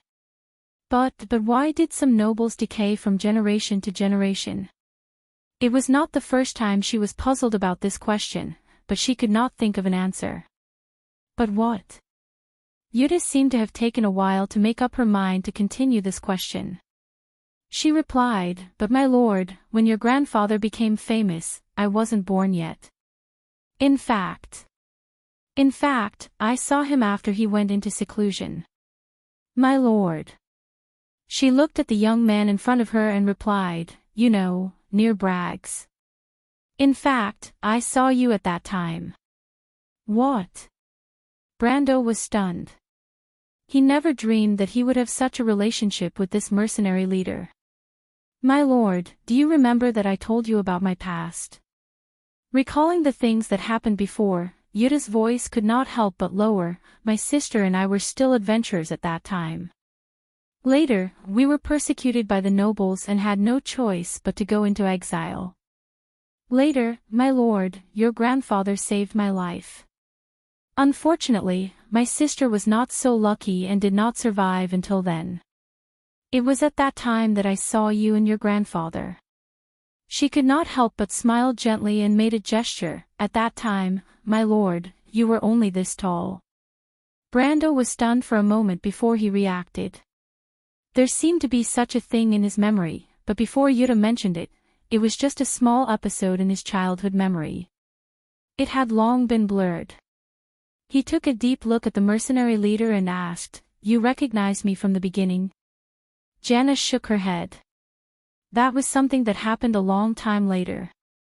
Only then did I realize that the old man was the famous sword Saint Darius. Later on, I deliberately collected some information about him, but I didn't dare to publicize it. Later on, when I met Milord, I didn't recognize Milord at first. After all, Milord was still so young at that time." She couldn't help but laugh. Who would have thought that such a cute little fellow at that time would grow up to be such an indomitable man? Compared to Milord, I was really a failure. Later. After that incident in Shaflun town, I confirmed your identity from Lord Coden. From then on, I decided to follow you wholeheartedly." The mercenary leader recalled with some emotion. She subconsciously looked at her sword. "My lord," she raised her head, "is there anything else?" Brando shook his head and felt that it was a pity. He originally wanted to know more about his grandfather from Yuta, but he did not expect that she did not know more than he did. "Nothing," he replied. "You can go now, Yuta." "Thank you." "It's my pleasure, my lord," the mercenary leader replied with a smile.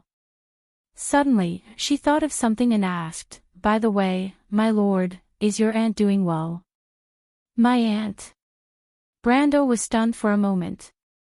His mother had a few aunts in Karsuk, but there was very little contact between them in Cardareg and his family. He had never seen those relatives in Cardareg, so he did not understand why Yuta suddenly asked this question. "Yes, it's the lady who was with your grandfather at that time. Speaking of which, she was the one who saved me first," Yuta replied. "I haven't seen that kind lady for a long time, and I haven't found a chance to thank her." "What?"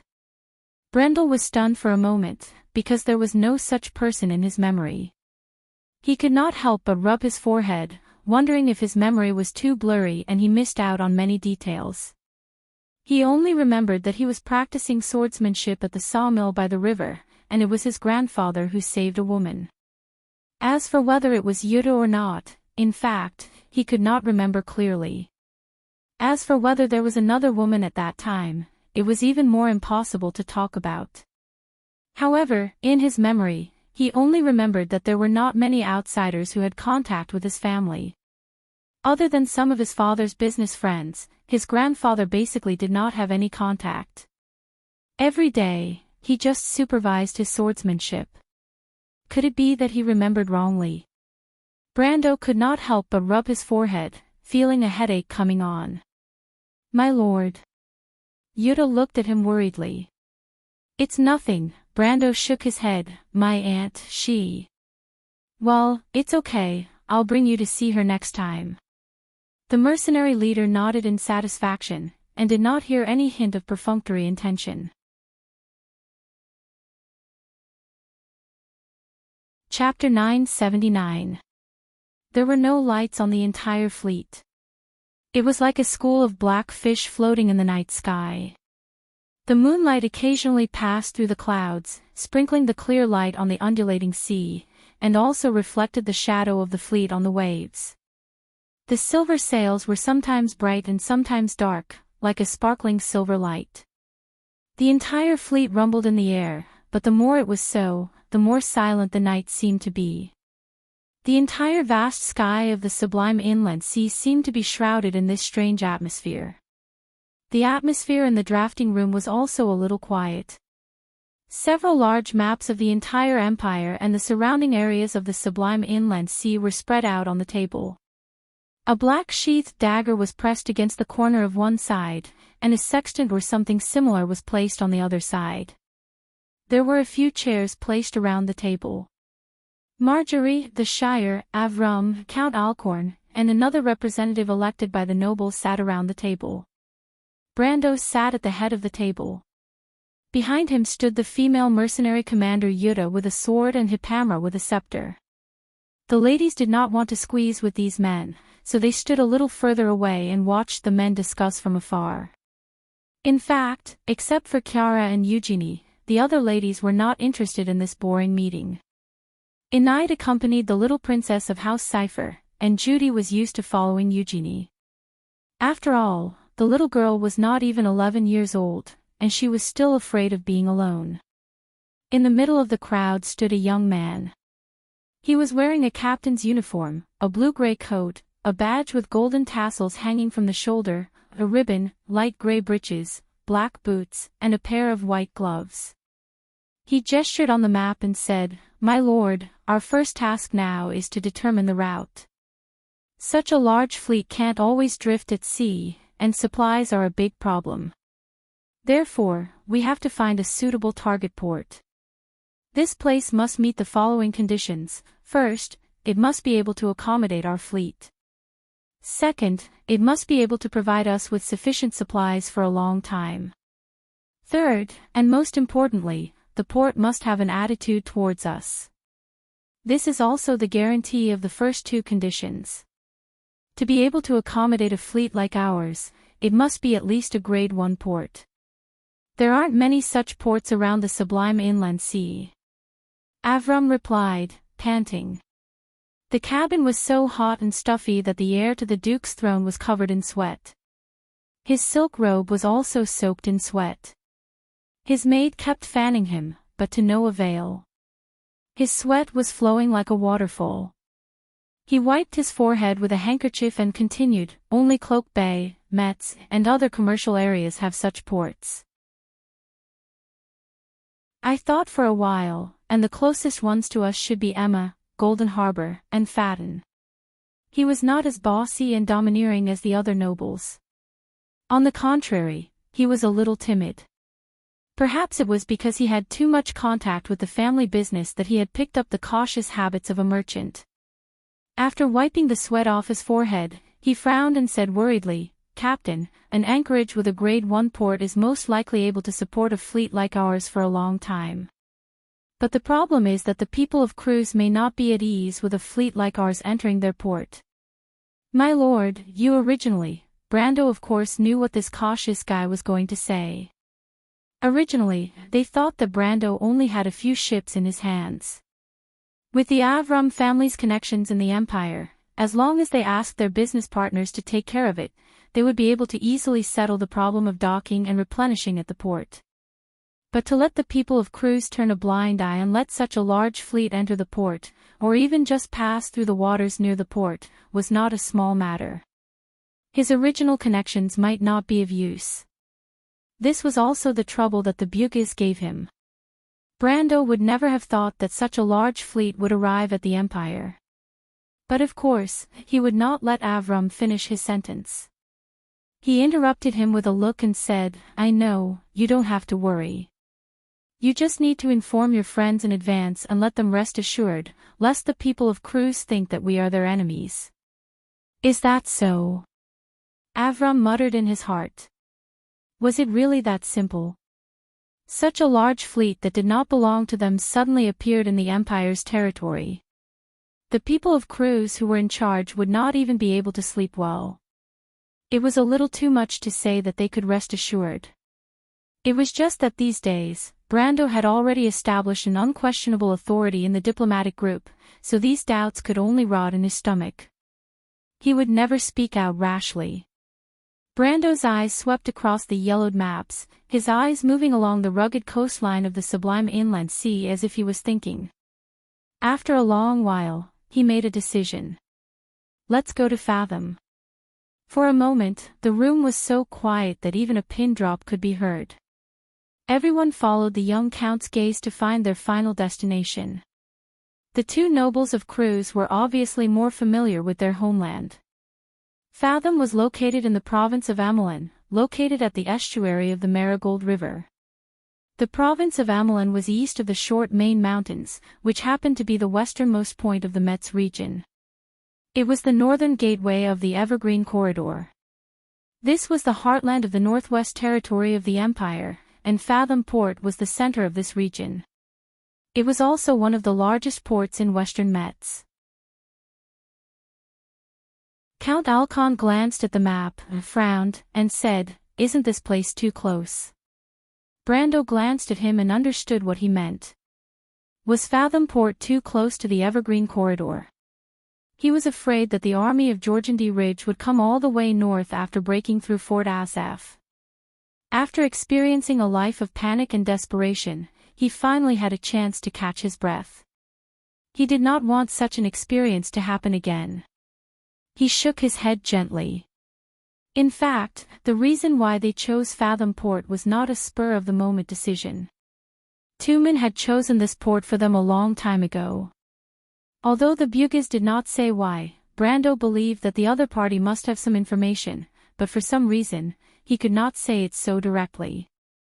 He could even boldly guess that the Silver Folk might have used their monitoring stations on the ground. Therefore, at such a sensitive time, Tumen could only choose such a subtle way to remind him. This short meeting at the moment, to put it bluntly, was just a cover for the eyes and ears of the nobles of Cruz. Brando replied, "Earl Alcon, the White Legion is still in the Evergreen Corridor. The army of Jorgendy Ridge won't be able to break through this line of defense so easily. Taking a step back, if the White Legion can't stop them, then there's no safe place in the entire Metz area. You can't expect us to go directly to the heart of the Empire, right?" Earl Alcon frowned. He could hear the meaning behind the young Earl's words. Besides, he also understood what it meant for such a large fleet to go directly to the heart of the Empire. At that time, no matter whether they had good or bad intentions, they would only be greeted by a frontal attack from the Cruz Royal Fleet and the Pegasus Knight Regiment that guarded the imperial capital. Then, said another noble of Cruz who was present. He was the representative of the other nobles outside of Lone Port. He was a nice gentleman with a kind face, but now he looked more nervous than Earl Alcon. "Why don't we go to Cloak Bay?" The real reason for not going to Cloak Bay was naturally that Tolman had warned him in advance. Most of the nobles who knew about the final battle were now rooted in this area. Needless to say, these people must be Her Majesty the Queen's hardcore supporters. And in the past few decades, the Silver Queen had never put the nobles in this area in an important position. She only let them firmly control the Empire's navy. This news made Brando more vigilant than Her Majesty the Queen's attention to these nobles. Obviously, Constance regarded these people as an important support behind her. She wouldn't put them on the table unless it was a critical moment, which was commonly known as a trump card. Knowing this, Brando naturally wouldn't foolishly walk into the other party's trap. Between Cloak Bay and Metz, it was obvious that the former couldn't be approached no matter what. But he couldn't say that now. Brando glanced at the man. The other party's question was actually within his expectations. Fortunately, these Cruz people hadn't begun to suspect anything yet. They just instinctively wanted to stay away from danger. He smiled slightly and replied with a confident look, "In fact, you two don't have to worry so much. With my fleet alone, the Jorgendy Ridge people can't do anything to us. Instead, the Empire's army is a bigger threat to us. You two don't want to die in the hands of your own people for no reason after escaping from danger, right? This is the heart of the Empire. Everything must be done with caution. The reason why I chose Fathan was also because I considered many factors. First of all, I don't want to have a conflict with the Empire's navy, and I don't want to make Your Majesty the Queen feel too nervous. To be honest, I'm just the leader of a small envoy group. If it weren't for the current situation, I wouldn't want to make things so troublesome. So, let's not complicate the situation further. What do you think? Count Alcorn thought for a moment and felt that it seemed to be the case. However, he really sneered at Brando's words of, "I'm just the leader of a small envoy group." Since ancient times, has there been such an envoy group? The only thing left was to drive the fleet straight into the imperial capital and force Her Majesty the Queen to abdicate. Thinking of this, he couldn't help but feel a little strange. He wondered if the Empire had offended this damn guy in some way.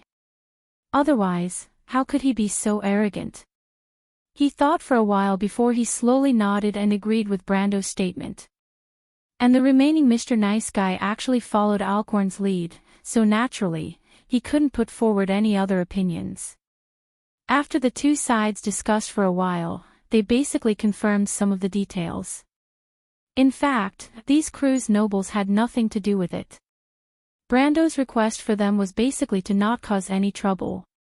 However, this feeling made Count Alcorn very uncomfortable, so he took the initiative to propose that after they arrived at Fathan, he could also use some of his connections to at least let the Cruz people guarantee the supply of their fleet. Of course, he also considered this from the perspective of his own safety. After all, Brando's fleet was his only protection at the moment. After confirming the route, the Cruz nobles who had been nervous all day finally relaxed. Only at this time, the fatigue suddenly returned to these nobles who lived like princes. After a whole day of fear, after witnessing a great battle and back and forth, even a figure like Count Alcorn couldn't help but feel a little dizzy and quickly took his leave to rest. After these Cruz nobles left one by one, Brando immediately removed his relaxed appearance and became serious.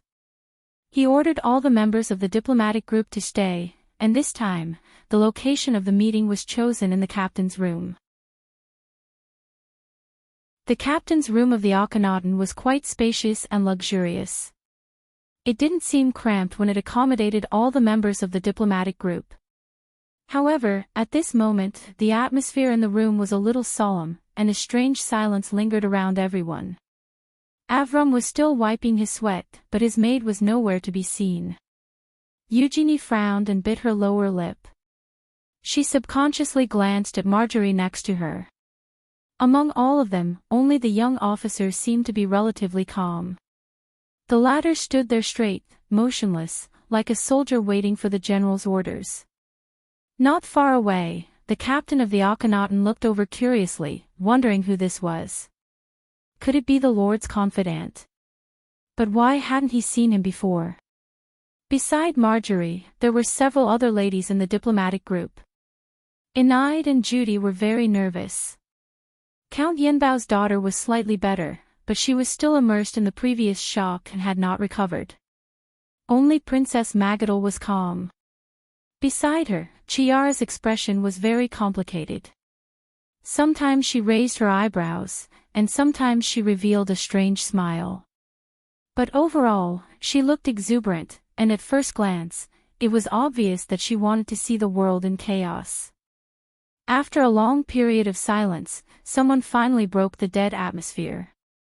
The one who spoke was Eugenie. "Captain, we believe that you will not speak without thinking, but what you said is too. She originally wanted to say that it was too far-fetched. If it was 1 or 2 months ago, she would definitely have said it. But unknowingly, Brando had already established an image of authority in the hearts of these people. Even if she did not want to admit it, she had already subconsciously acknowledged this point. This rude word circled in her mouth a few times, but in the end, she did not say it out loud. Brando looked at these people. He chose to tell them the truth that Tumen revealed to him, not because of a moment of impulse, but because at this time, he at least needed the support and recognition from his own country. What he needed to do now was to control the Cruz nobles and prevent them from causing trouble. To do this, he alone was not enough. He needed the help of others. And these Erewhon nobles in the envoy group were the support he could rely on. In fact, it was not until this moment that Brando felt a sense of identity with the nobles of this kingdom for the first time. These young descendants of the nobles had not been completely influenced by the set of rules of their parents. The innate rebellion in their bodies bloomed with the brilliance of freedom and ideals. This vitality was incompatible with this decadent and ancient kingdom. I believe that you can judge for yourselves whether what I said is true or false. Brando only gave a simple answer. Eugenie did not speak anymore. If Brando had told them these things for the first time, they might have doubted it. But in fact, as early as when they broke through the defense line of the army of Georgandy Ridge, the captain had presciently warned them that the dragons might be related to the Silver Queen. With this layer of doubt, and after connecting all the clues together, all the problems were solved. In fact, they had already accepted this statement in their hearts, but because it was too shocking, they could not reverse their original understanding of this world. But after a moment, the officer who stood like a javelin opened his mouth. "Sir Lord," he said in a deep voice. Brando was slightly startled. He suddenly realized that Marjorie called him Sir Lord, and not the captain like the others. He could not help but look at the other with some doubts. "Sir Lord," Marjorie replied, "if you have any orders, please give them. I am a soldier, and I know what to do at this time." Brando looked at this guy in surprise. He thought that he would have to persuade Eugenie first, but he did not expect this guy who was usually silent to speak first. He nodded slightly and looked at the others. "What about everyone?" "Sir, are we going to war with the Empire?" Enide asked with some fear. "No," Brando shook his head, "but I'm afraid that we are going to war with Her Majesty the Queen. But you don't have to worry too much, we may not be fighting alone." "Sir, are you saying that someone will help us?" Avram asked with a stutter. "You will know when the time comes." Brando stared at the huge map of the entire empire hanging on the wall of the captain's room, and his eyes fell on the location of Fathom Harbor as he answered faintly. Then, he changed his tone and gave an order. "Marjorie, Avram, this is your real order, listen carefully." Both of them subconsciously became serious. "When the fleet arrives at Fathom Harbor, your mission is to immediately take over the harbor." Brando emphasized the word, take over, whether by peaceful means or by force. He raised his head, and his eyes were so bright that it was as if there were a ball of fire. "Do you understand?" The two young men were stunned at the same time.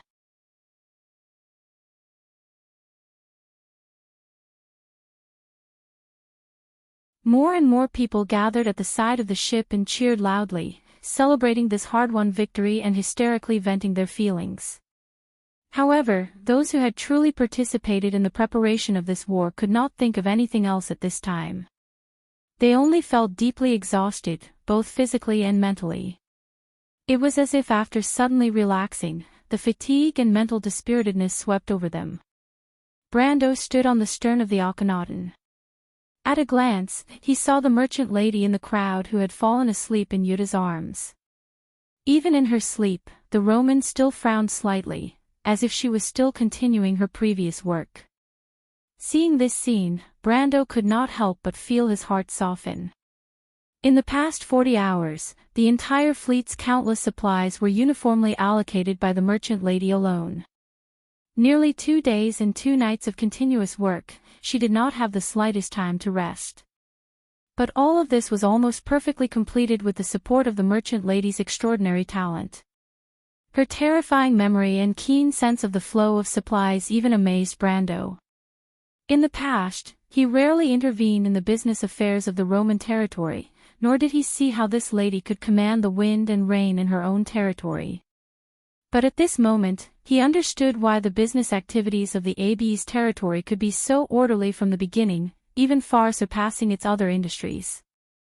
"Brando, those monsters have attacked us more than the other side.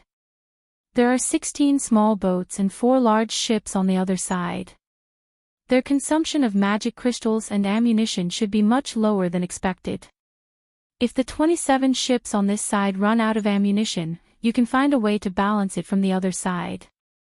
Also, the little Roman carefully reminded him with a pair of dark circles under her eyes, the ship that was hit was the Deer and 3 other ships. 2 of them fell into the sea. The ships that fell into the sea should be carrying food and drinking water, which is a third of our supplies. I've already placed the remaining transport ships in the middle of the fleet. Brando, you have to be careful and protect them. After saying those words, she yawned, tilted her head and fell into a deep sleep in his arms. She even snored softly, as if she was not worried that Brendel would take advantage of her, which made Brendel smile bitterly. It was a pity that Brando wanted to give the merchant lady who had been following him wholeheartedly since Butchie a warm hug, but the fleet could not leave his command for even a moment. He could only cruelly leave the latter in Yutta's care. Thinking of the battle that had just ended, he felt a little lucky. It was a rare storm on the sublime sea. Lightning fell like a curtain from the dark clouds. However, the storm was not only a hindrance to the humans, but also to the attack of the draconic beasts. That was the reason why he pushed the fleet to deviate from their course and plunged into the dangerous storm. He knew that these dragons from the underground would not be able to adapt to the complex and changeable climate on the sea. Reality proved that his common sense in the game saved everyone once again. Modesty organized many attacks in the storm, but none of them worked. The dragons were not used to the stormy clouds, let alone launching an effective attack. Instead, some of them fell into the sea due to the loss of altitude.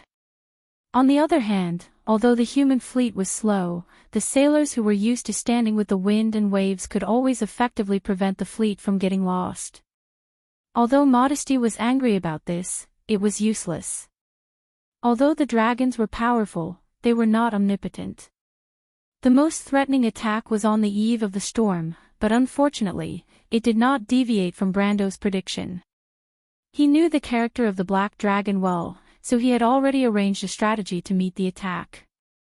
Moreover, this time, even God was on the side of the humans. The storm lasted for 2 days and 2 nights, and the dragons were already exhausted. When they were forced by Modesty to launch their final attack, the Sword of the Ash Sword Saint dispelled all of her delusions. Although the humans had the upper hand, but for the past 2 days, everyone recalled that it was a tragic battle. The fleet lost more than 10% of the warships, and the casualties were uncountable. Many people died in battle, but more losses came from the storm itself. It was a nightmare, but fortunately, it was finally over. The sailors and officers, after shouting and cheering with all their might, one by one, fell down on the deck, snoring. At this time, there was no chief officer to urge them to stand up and continue fighting. Soon, there was only one voice on the deck. "How lucky, my lord." The Shire was a mess. His beautiful Magus robe was wrinkled and stuck to his body because it was soaked in water. He walked up to the poop, wiping the beads of water on his forehead with his hand, and complained to Brando, "We encountered a storm on the shining sea before. The storm on the open sea was much worse than here.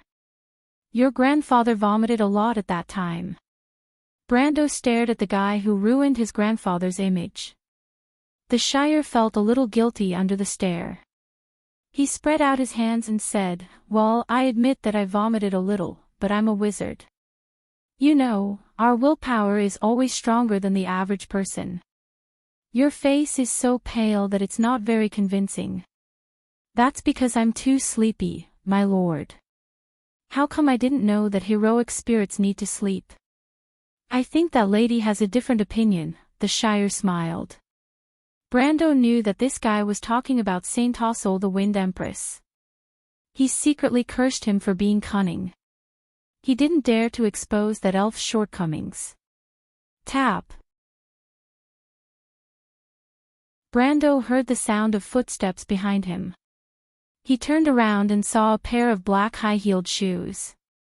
The rose inlaid on the tip of the shoes was as eye-catching as blood. It was as dazzling as snow. On the ankle was an ebony skirt. She had a slender waist, layers of lace corsets, and thin shoulder straps that tightly wrapped around her snow-white shoulders. She had a slender neck, a sharp chin, long hair that was dyed black, red eyes that were as bright as agate, slender eyebrows that were raised high, and a forehead that was as smooth as jade. "Why did you come out?" Brando frowned and asked unhappily. This was troublesome. It wasn't easy for him to get her on the ship without anyone noticing. He didn't want her to be exposed in public. If the successor of the Dark Dragon was a rat on the street, then if this lady's identity was exposed, he would immediately become the public enemy of the civilization. "It's too stuffy in the carriage." Dark Ko-hwa wrinkled her nose and made a sound that was almost undetectable. Brando glanced at the Shire, and the latter nodded knowingly. He placed his hand on his chest and bowed to Ko-hwa. "I'll go arrange rooms for Miss Eugenie and the others. There are too many people on the deck." Dark Ko-hwa's eyes were filled with disdain. She was about to express her disdain for such hypocrisy when she heard Brando sternly say to her, "Come with me." The second deck of the Enchanting's stern was surrounded by a hollow corridor. After the storm, a lot of rain had poured in, and the corridor was still wet. Brando silently led Dark Ko-hwa through the corridor. Halfway through, he stopped and turned to look at her. "You're looking for trouble. You're obviously young, but you're as cautious as an old man." Dark Ko-hwa pursed her lips. "I smelled the scent of those disgusting reptiles. I just wanted to see if you needed help. Those people outside don't recognize me at all. What are you afraid of? Don't underestimate humans. Don't forget who defeated you. Besides, I have a dragon on my ship. Do you think she won't recognize you?" Brando replied in annoyance. "No wonder it's so smelly here. But even dragons are divided into several generations. Little reptiles born after the age of chaos might not be able to recognize me." The girl snorted. "Besides, do you think I want to see a despicable person like you? If it wasn't for someone telling me to come out, I wouldn't be bothered to wander around this stinking place." "Someone told you to come out?" Brando had expected this girl to be insincere. Although she said there was no need to worry, she was usually more cautious than anyone else. She wouldn't easily appear in front of anyone. This woman seemed arrogant on the surface, but she was a person who cherished her life and craved power. Unless she had no other choice, she wouldn't easily expose herself to danger. "I was the one who told her to come out." A gentle voice suddenly sounded in their minds. Brando was slightly startled. He immediately recognized the voice. The Wind Empress. He didn't expect that the Elf Queen, who hadn't appeared for a long time, would choose to appear at this time. He couldn't help but feel excited. In fact, he had a lot of questions to ask her, but the great sage didn't give him the opportunity to do so. "Brando." But Saint Ossol's voice was unusually serious today. Accompanied by her words, a shadow gradually formed in the corridor. Brando had seen the appearance of the sage in the Shaflund silver mine before, but she was not like this at that time. At this moment, the elf wore a silver crown and armor. The armor showed a faint purple brilliance. Her whole body was like a dragon bearing its fangs and brandishing its claws. A thick fur cloak trailed behind her. The edge of the cloak was embroidered with the royal emblem of the Mist Elves. On the inside, there was an emblem of intertwined stars and moons. An amethyst-like sword hung on the waist of the elf lady. On the hilt of the sword was the legendary treasure of the Mist Elves, the Starry Diamond. When Brando saw Saint Ossol like this, he couldn't help but be stunned. But he immediately reacted. This was the legendary armor of the Wind Empress in the War of the Holy Saints. It was also the symbol of the elven royal family, Stardust's Lament. Legend said that this armor had long disappeared in the long river of history with the Mist Elves. But when it reappeared one day on the body of the Queen of the Elves, it didn't lose any of its former glory. The Wind Empress. You are. Brando didn't understand why the Wind Empress appeared in such a splendid attire. Was she trying to intimidate the she-wolf? It seemed that the Saint Soul he knew was not such a superficial person. Ha! Dark Ko-Hua looked at the Wind Empress and let out a surprised sigh. It really is the legacy of those guys in the Tower of Babel. I didn't expect to see it in this era. What do you mean? Brando interrupted her. Brando, the Wind Empress took the initiative to continue the conversation. Do you remember what I said to you last time? Last time? That time when you accepted Odin's inheritance. You said. Brando suddenly remembered the conversation at that time. At that time, you said that what you did, and what Odin did, after thousands of years, may not be clearly defined by right or wrong. It's nothing more than different methods that lead to different endings. As if a bolt of lightning flashed through his mind, he immediately reacted. It turns out that the Dark Dragon chose the wrong path, and we may not be right, Saint Soul interrupted Brando.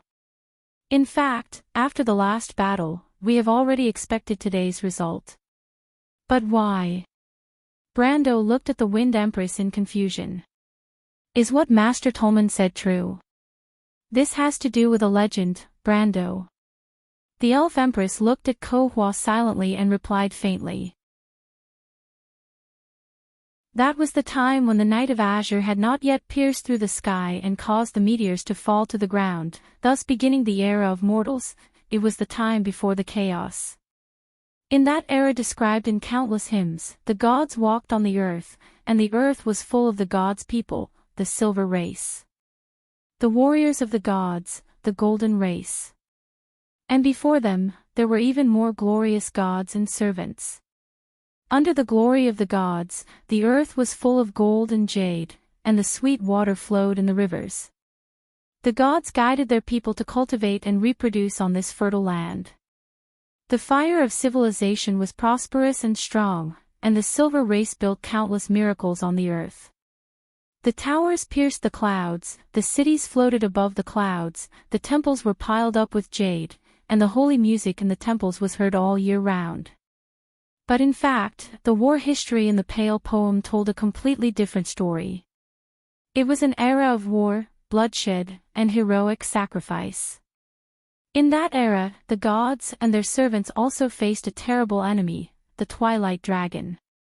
Countless battles, countless reconstructions on the ruins, and civilization collapsed several times. And in the last era, the Twilight Dragon even captured the most powerful fortress of the Silver Race, Babel's Tower. The darkness of civilization.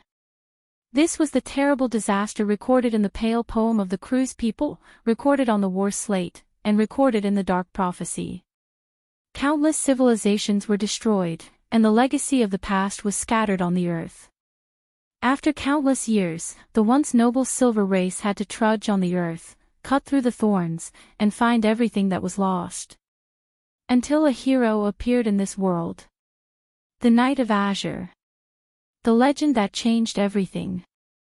After the azure spear pierced the sky and caused the Twilight Dragon to fall into a deep sleep, the Myrnas appeared on the earth. A prophet led them across the Great Plains and built the first civilized empire after the gods left Wone in the wilderness of today's four-leaf clover. This was the Myrnas Empire, and this was the beginning of the era of mortals. And that prophet, he had no name, but the legend about him was passed down from generation to generation. Because since then, every generation of Myrnas had a prophet, and they had a common name, the Dark Dragon.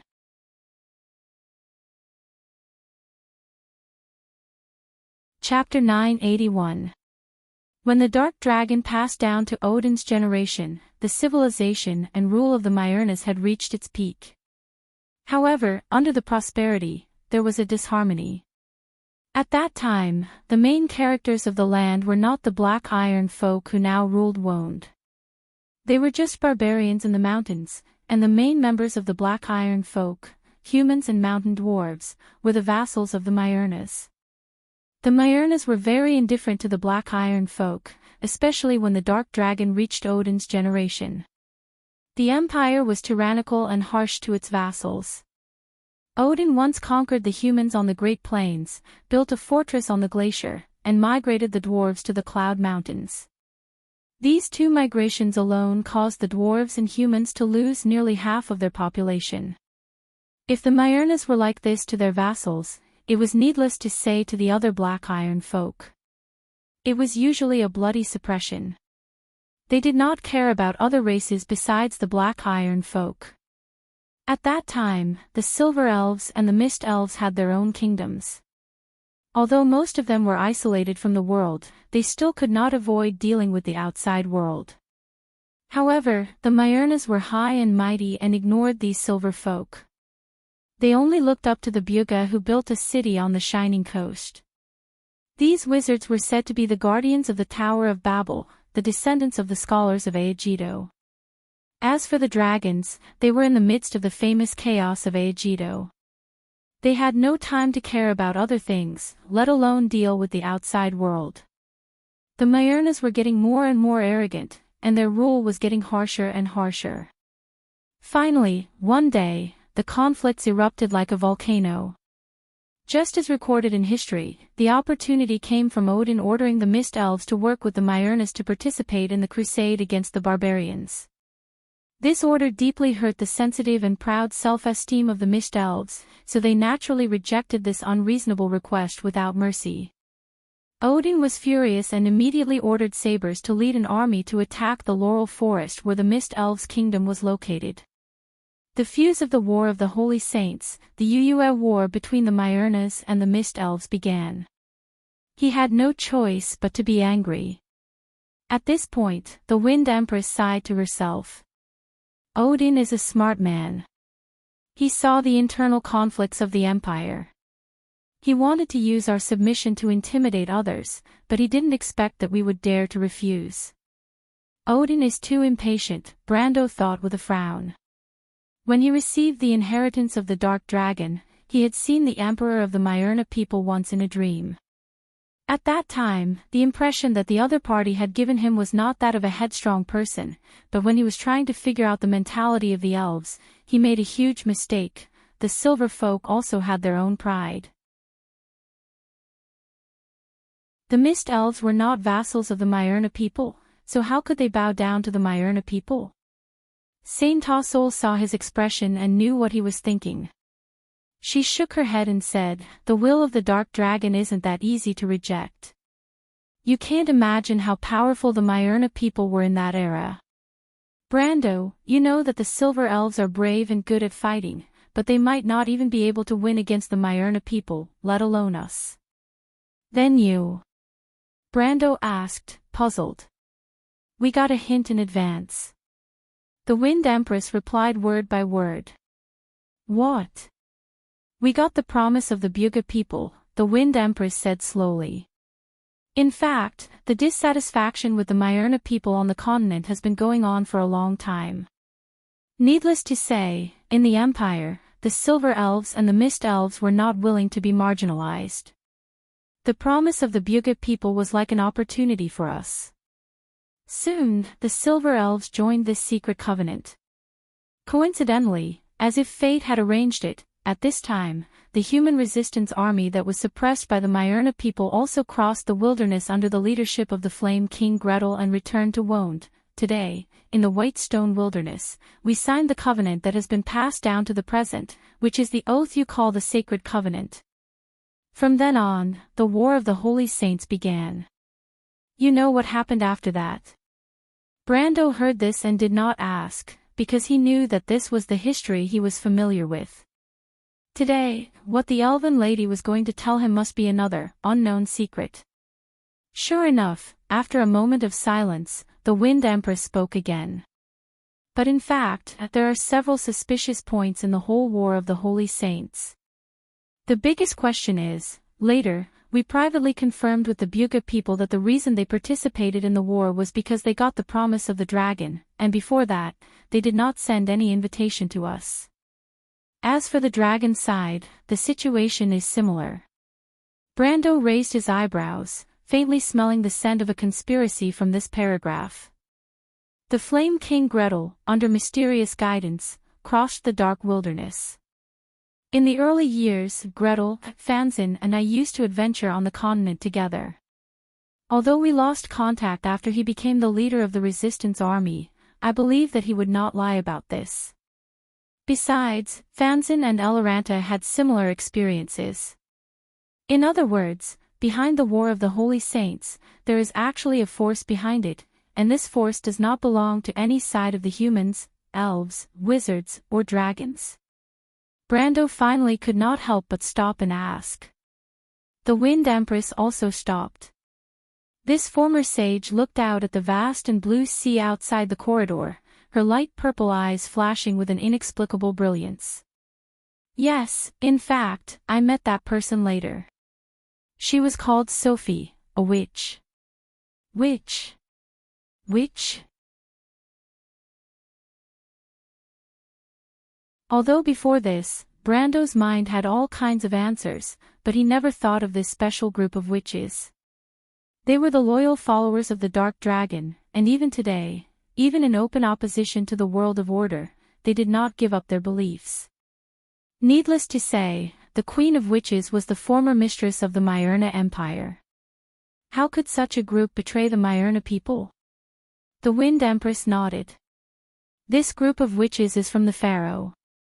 They and the witches of the 13th moon are the two most unique groups of witches in the witch world.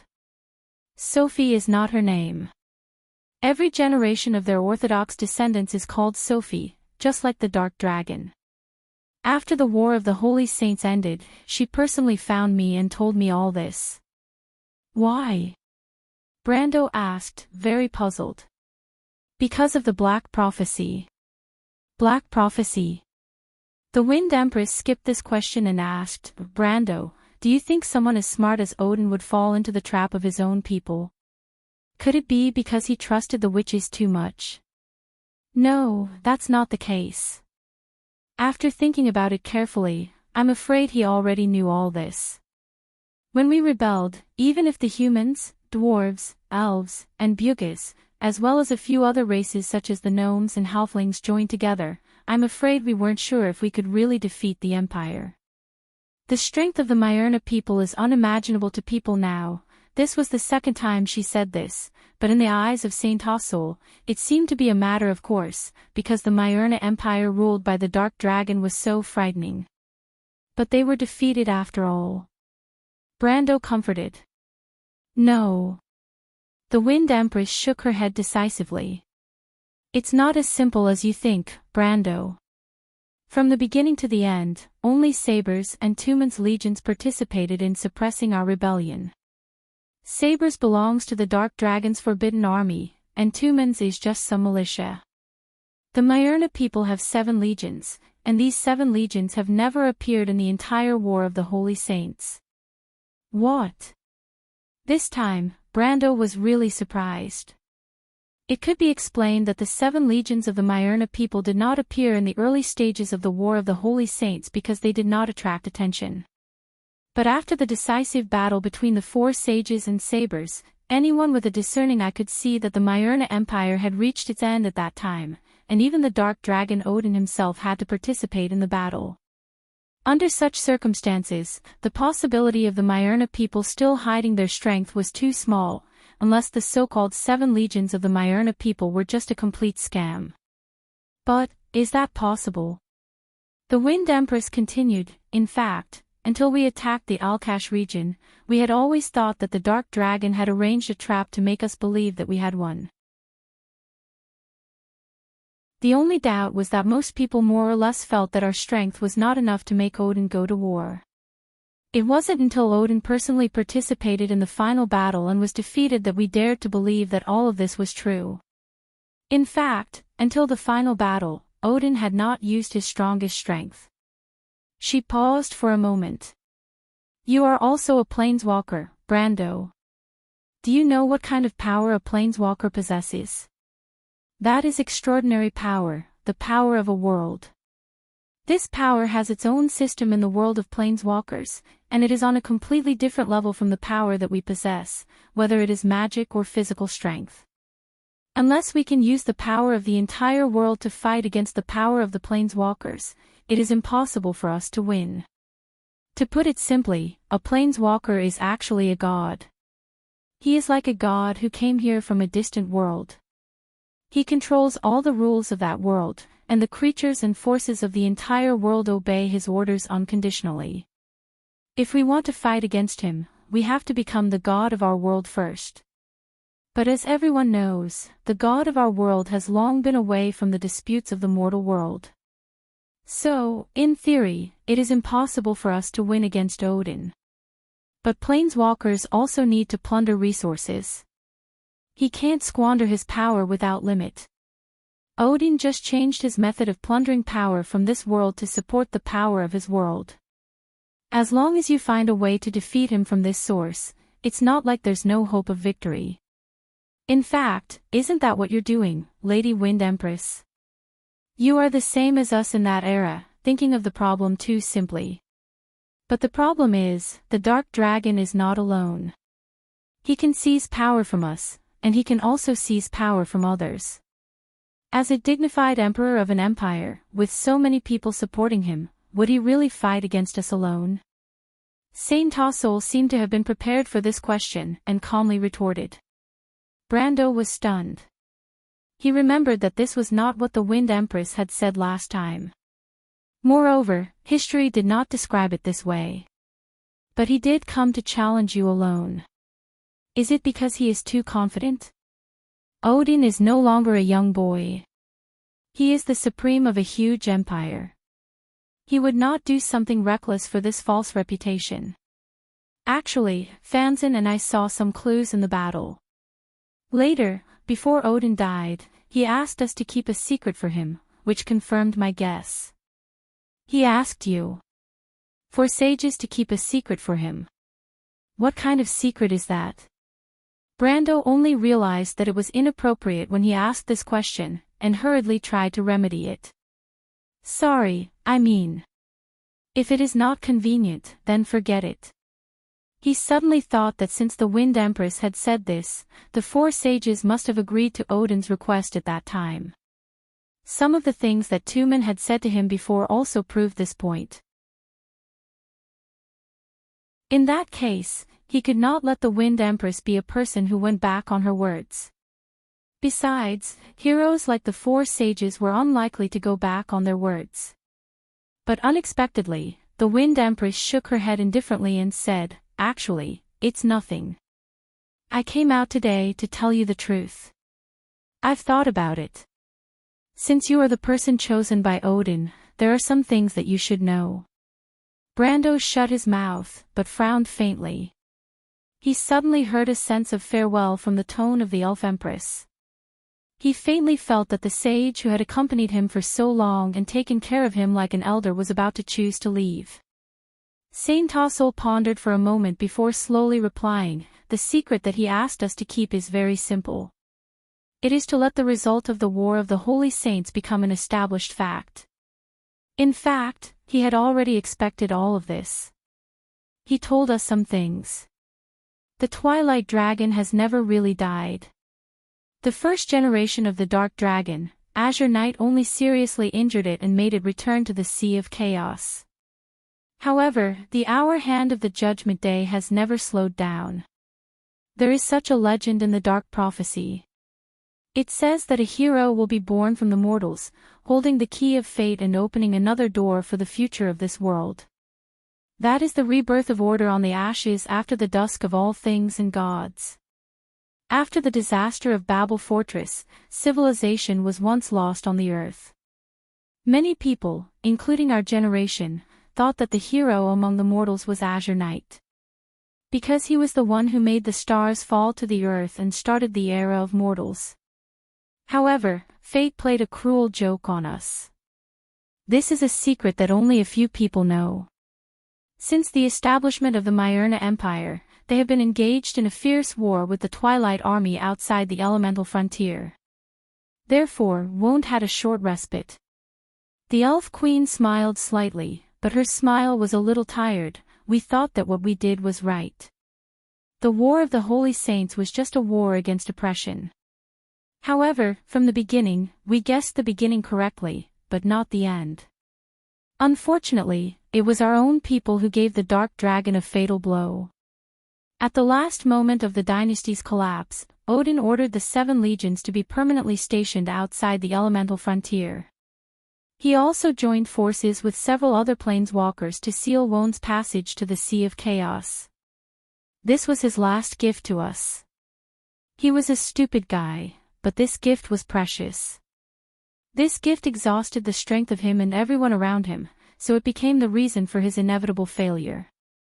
The Wind Empress sighed softly. In fact, this was also the reason why the witches betrayed him. Odin did not believe in fate. Everything he wanted to do was just to prove that everything said in the Black Prophecy was not necessarily right. The world did not need to be destroyed to be reborn, and there was never a savior. But the witches believed in the power of prophecy. The end of the world was bound to come. Odin had proved that he was not the person in the prophecy, so the Myrna people had to give up this stage for the Iron Folk. They were waiting for the arrival of the final prophecy in the Black Prophecy. The witches of the Moon of Law were the executors of this prophecy. Brando was speechless for a long time. He had already guessed part of the truth, but it was only today that it was confirmed. This was the inheritance of the fool. It was the arrogant struggle of a man who overestimated himself. Although it was ridiculous, it was worth remembering forever. Because people would never bow down to fate. Now that the truth was out, he couldn't help but rub his chest. In a sense, he was also the one who had overestimated his capabilities. Whether it was in the eyes of the noble Erwin, in the eyes of the princess, or in the eyes of others, perhaps even the Bugis who supported him behind the scenes, or even the people around him, they might not be able to understand his ideals. He knew that many people stood by him only because they believed that he could change something. They might not agree with his true thoughts deep in his heart. What did he want the world to be like? Brando did not answer, but his eyes had already crossed the sublime inland sea. He knew that there, beyond the borders of civilization, there were countless undeveloped lands. Civilization did not have to be trapped in one place, and the power of the twilight was not invincible. These thoughts were somewhat out of tune with this world that was deeply mired in chaos, perhaps even too distant. Just like how the Kurlutz people would never work together with the Farnasan people, the Wind Elves would never be able to integrate themselves into the human world without reservation, not to mention the undead and countless troubles and conflicts. But would he become a fool like Odin? Brando felt that he could not answer this question for a while. Maybe, maybe not, just like how he did not agree with all of Odin's ideas. Maybe the problem is not here. He said slowly. The glorious deeds of the 4 sages, the alliance of the continent's 100 races, may not be a mistake. Odin may be doing what he thinks is right, but there are many ways to accomplish one thing. He believes that fate can be changed, but he sees himself as the savior. Brando looked at the magnificent scenery under the fleet. The thick clouds scattered like cotton were blown away by the wind, revealing the golden sea surface. But there were more things in his mind. The diligent Blackie has published a new book again. Let me recommend it to everyone. I feel that it has improved a lot compared to the last book. Title, Ling Tinji, Book Number 3296695. Introduction. With a thought, 10,000 laws follow. With a thought, the moon is bright and the wind is clear. The 9 states is vast, hundreds of millions of miles. The Emperor of Great Zhou appoints the world to the people. The Taoist court is above the 9 heavens, educating the 9 states. Outside the 9 states, the demon kingdom of the northern wilderness is eyeing covetously. The southern barbarian shaman sect is ambitious. The Saha Buddhist land in the west preaches to the 9 states and is in the ascendant. A young scholar who has read all kinds of classics since childhood transmigrates to this world. He fights the barbarian shaman and fights the demons. He discusses the Tao with the Bodhisattva and smiles with the Taoist lord. He builds the heavenly court, establishes the netherworld, opens the 6 paths of reincarnation, and becomes the celestial emperor.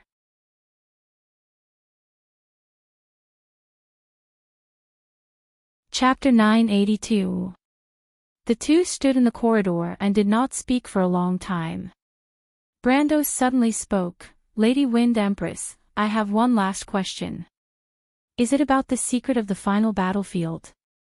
The Wind Empress seemed to have expected this question. "Yes, I want to know what the Silver Empress saw in that temple and why there was a Somir crystal there. According to what you said, since Odin asked you to keep it a secret for him, why would he leave a message there? I think there must be a reasonable answer behind all this." The Wind Empress was silent for a moment.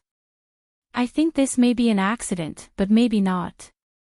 That human girl may have seen the node there and saw something outside our world through the node." Node?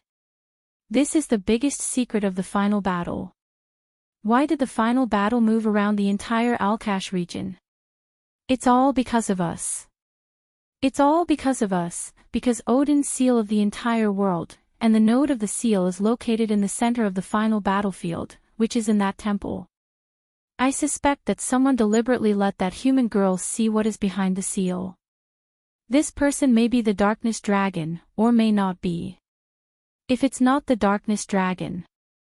Brando's voice lowered a little. Regarding the answer to this question, both of them tacitly did not continue, because other than the Darkness Dragon, there was only one force that had the motive to do so, and that was the Twilight Dragon. The hidden message behind this was too terrifying, to the point that Brendel could not help but tremble in fear. The Bugis may have also guessed this. The Wind Empress paused for a moment before replying. They may have originally hoped that the Holy Cathedral of Fire would stand on their side, but Vala's performance undoubtedly disappointed them, so they came to you. This is also the reason why you must stop Her Majesty the Empress. I understand. Brando nodded. In fact, even if it was not for this reason, just for Scarlet, it was enough for him to stand on the opposite side of Her Majesty the Empress. There was another long period of silence. It was as if the past of the War of the Holy Saints was always shrouded in a layer of fog and seemed mysterious and unfathomable until the truth was known.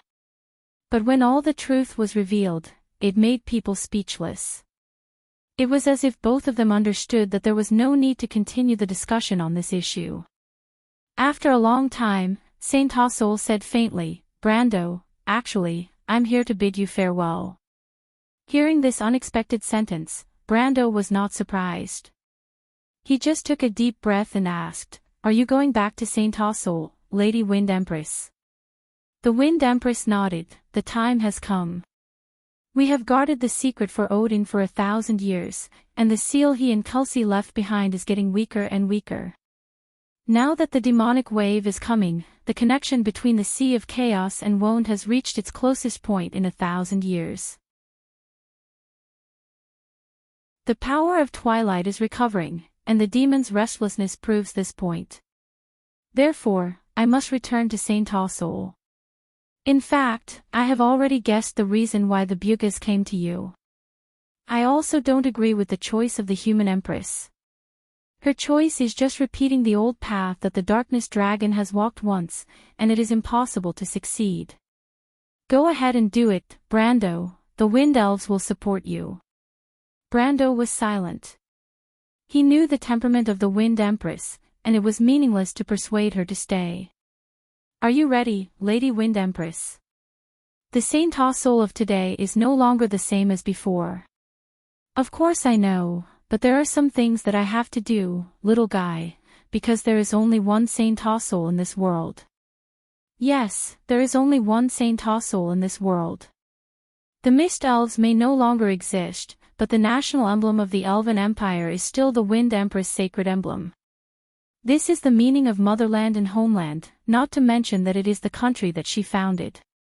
No matter what she said, Brando knew in his heart that the Sage Empress would never truly let go of her people.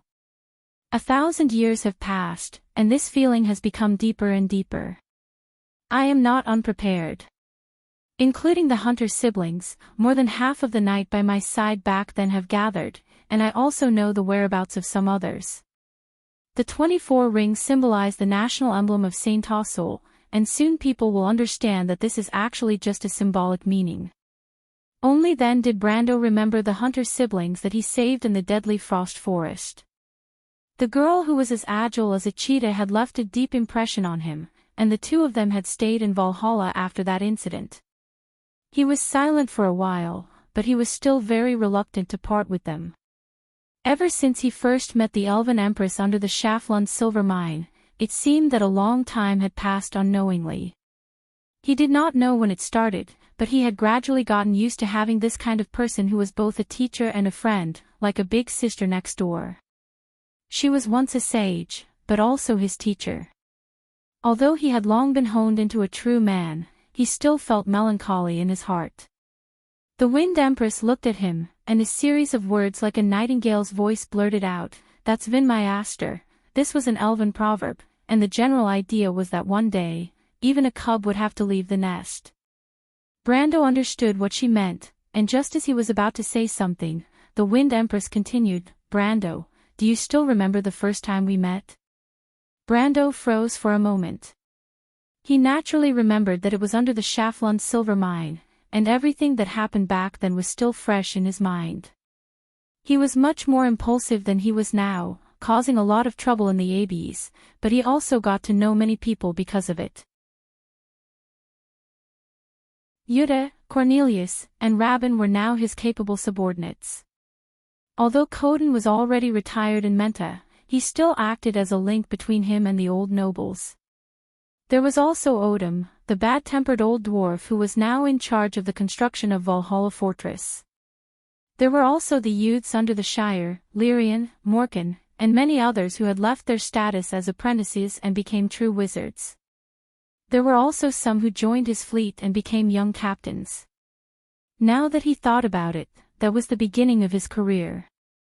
It was also the beginning of him becoming the Lord of Erwin. After that, he had experienced many things, and under the guidance of the sage, he was now much more mature and learned more about the secrets of this world. He was no longer the brat of the past, but a true lord. The past experiences and troubles had now become a heavy memory. In the end, there was only one image left in his mind. It was the mountains of Yusong. The starry night hung low, and the mountains were silent. The rolling hills were undulating, and a lone building stood in the midst of the pine trees. In the dark night, the cold moonlight flowed like water into the corridor. It was a fake oil painting, a knight's sword shining with cold light, a young man covered in blood, and a shining ring. That was the beginning of everything. Inside and outside the Lion Palace, a heavy rain dominated the night in the center of the empire. Under the deep dome, Vala wore a red holy robe and held a golden scepter that represented the golden holy flame. The increasingly old great priest today bent his body and looked at the woman in front of him with turbid eyes. The Silver Queen wore a black dress with a beautiful white rose pinned on her chest, as if she was wearing a funeral dress. She sneered as she looked at the sacred hall. There was a hint of condescension in her smile, as if the indisputable majesty and holiness of the sacred hall were nothing but dust in her eyes. A bolt of lightning streaked across the sky, passing through the wooden grids of the large arched window that hung down to the ground. It was like a print depicting disaster and the end of the world, illuminating the faces of everyone in the great sage hall with snow-white light. The light of the candles was only a weak ball in the white rainy night. It was not until the lightning zigzagged away from the sky that the hall was once again enveloped in warm light. But Vala's heart was cold. Shadows were gathering outside the arched window like silent ghosts. Flecks of red light flickered in the darkness, coming closer and closer, gradually converging into a torrent. Vala raised her head shakily and saw all this.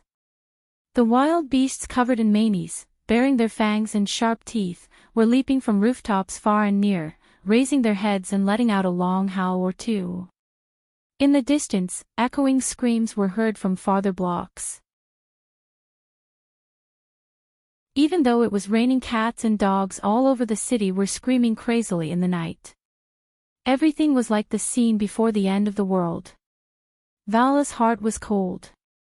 Those were the sinners, the werewolves of Senia, the last people with the blood of the Myrnas.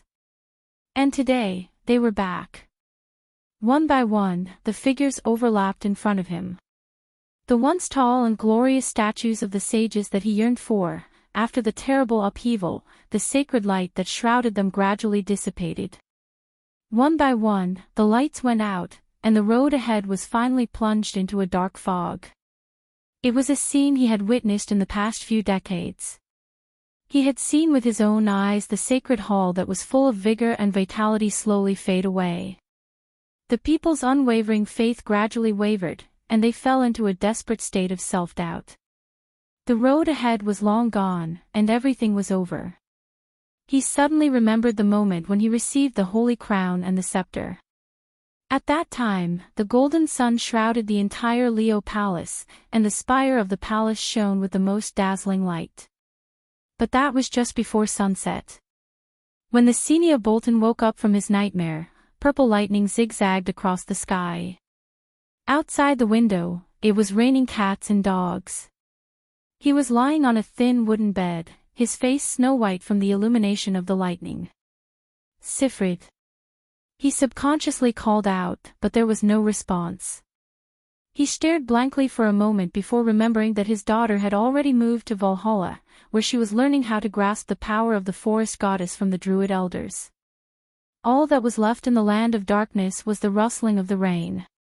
Occasionally, white lightning flashed, but Bolton felt a little uneasy. There was no moon in the rainy night, but he seemed to be able to hear a strong call in his heart. It was the wild instinct in the Senia bloodline. Usually, this most primitive desire for destruction would only be aroused under the brilliance of the magic moon, but today was a little abnormal. He slowly sat up on the bed and listened to the movements outside. After Grodin's death, the entire green village was moved to this place under the young lord's arrangements. It was located in the middle of the mountains and forests. He could usually hear the sound of the wind rising and falling under the night sky, but on this rainy night, he could only hear one or two howls that pierced through the curtain of rain. He did not know if it was the wolves of the forest or some other beast. Bolton was speechless. Amidst the faint uneasiness, he suddenly recalled the strange dream he had. It was said that when a person woke up from a dream, the memory of the dream would be particularly deep. For him, this was exactly the case. The most terrifying scenes in the dream replayed repeatedly in his mind. The scenes in the dream were strange and absurd, but he vaguely felt that they were somewhat real. He saw a sea of fire descending, the earth cracking, stars piercing through the clouds and falling from the sky. The mountains and rivers were flattened, and the sea was steaming. The whole world was falling apart and turning into ashes. A terrifying dragon stretched across the starry sky, watching Won's destruction with a cold gaze. In that hellish scene, he seemed to hear the wails of countless people. His people, his daughter, they were all buried in the sea of fire. Then, all the scenes collapsed. He remembered a tall figure standing in front of him, ordering him to pledge his loyalty with an unquestionable tone. Thousands of voices echoed in his mind, turning into a loud rumble. The dark dragon has been resurrected, the times have changed. Obey her orders. Obey her orders. Bang. Bolton's eyes were red. He suddenly slammed his fist on the bed. He roared in a low voice, suppressing the urge to turn into a wolf. When he woke up the next moment, his head was already covered in cold sweat, and a deep fear rose from his heart. This primitive and fatal impulse was the biggest weakness of the Senia people, but usually, only when the power of the demon moon was at its peak would he feel this wild power and his blood become restless. What was going on? He took 2 deep breaths, but before he could calm the uneasiness in his heart, the door was pushed open with a loud bang. A young man who was drenched stood outside the door, looking at him in panic. He said, "Uncle Bolton, it's not good. Something big has happened." The young man's face was pale, and he looked like he was out of his wits. Ah. Myrna came to the village. She said her name is Sue. Sophie. She's a witch. A bright flash of lightning pierced through the window and into the depths of Scarlet's orange-red eyes. She looked up and was surprised to see the woman who suddenly appeared in front of her. It was the statue of the Saintess of the Lion Palace, wearing a holy robe and covered in blood. On the balcony on the third floor of the castle, Sydney Metferica stood in the rain. At this moment, there were 3 deep wounds on her face. The blood had long dried up, and the wound was washed white by the rain. One of her eyes was squinted because of the severe injury, but this did not change the woman's cold and almost stiff expression. Her remaining one-eyed angel, Iroma, was still burning fiercely and coldly staring at Scarlet.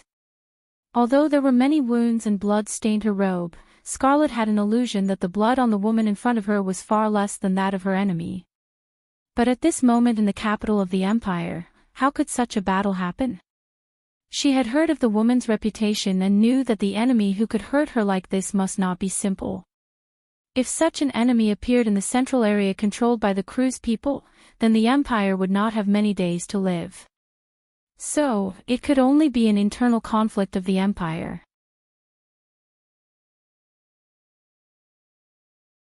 Scarlet vaguely guessed something in an instant. After these days of nurturing, she had begun to have a political mind. She was no longer the confused and restless little girl. Besides, these days, the Silver Queen had strictly limited the number of times she and the maids went out. This action implied a signal. The situation in the Empire had been tense day by day. The Queen had already made her move. It seemed that her target was the Holy Sanctum. But Scarlet still did not understand why the statue of the Saintess of the Lion Palace appeared here, in front of her. While Scarlet was puzzled, Sydney was also thinking. It was not the first time she had seen this charming mountain girl. She had recently been conferred the title of Countess and the title of Mountain Princess. But Sydney understood that this was not the true purpose of the stubborn queen. She wanted the mountain people to marry a real princess of the Empire, so that they could be tied to the queen's chariot. It was a pity that the little girl was still at a loss. Scarlet opened her mouth slightly as if she wanted to ask something, but in the end, she could not make a sound. "I'm here to find you." Sydney interrupted her with a slightly cold voice. "Her Majesty intends to marry you to Prince Hamur to consolidate her relationship with the mountain people and ensure that you can stay in the Empire." Scarlet was slightly startled at first, then she reacted and clenched her fists. The mountain girl bit her lower lip. Although she did not speak, her expression was enough to show her thoughts. "It seems that you don't agree. You want me to help you. You can take me away." "No, I can't protect myself, but I want to see your lord. I need you to introduce me.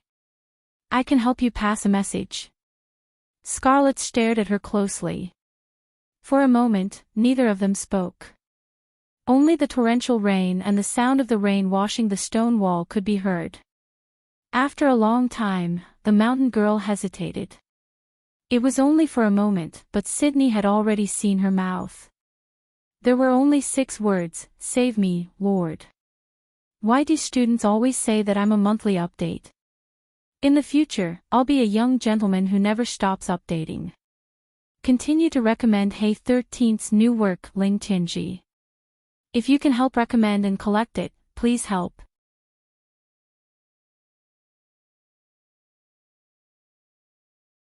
Chapter 983. After passing through the storm, the temperament of the sublime inland sea became unusually mild. A week later, at noon of the 8th day to be exact, a black arc appeared on the horizon where the sky and sea were the same color as the sea. It was the mountains of Metz. The sailors remeasured the position of the fleet and confirmed that they were in the waters near Fathom 10.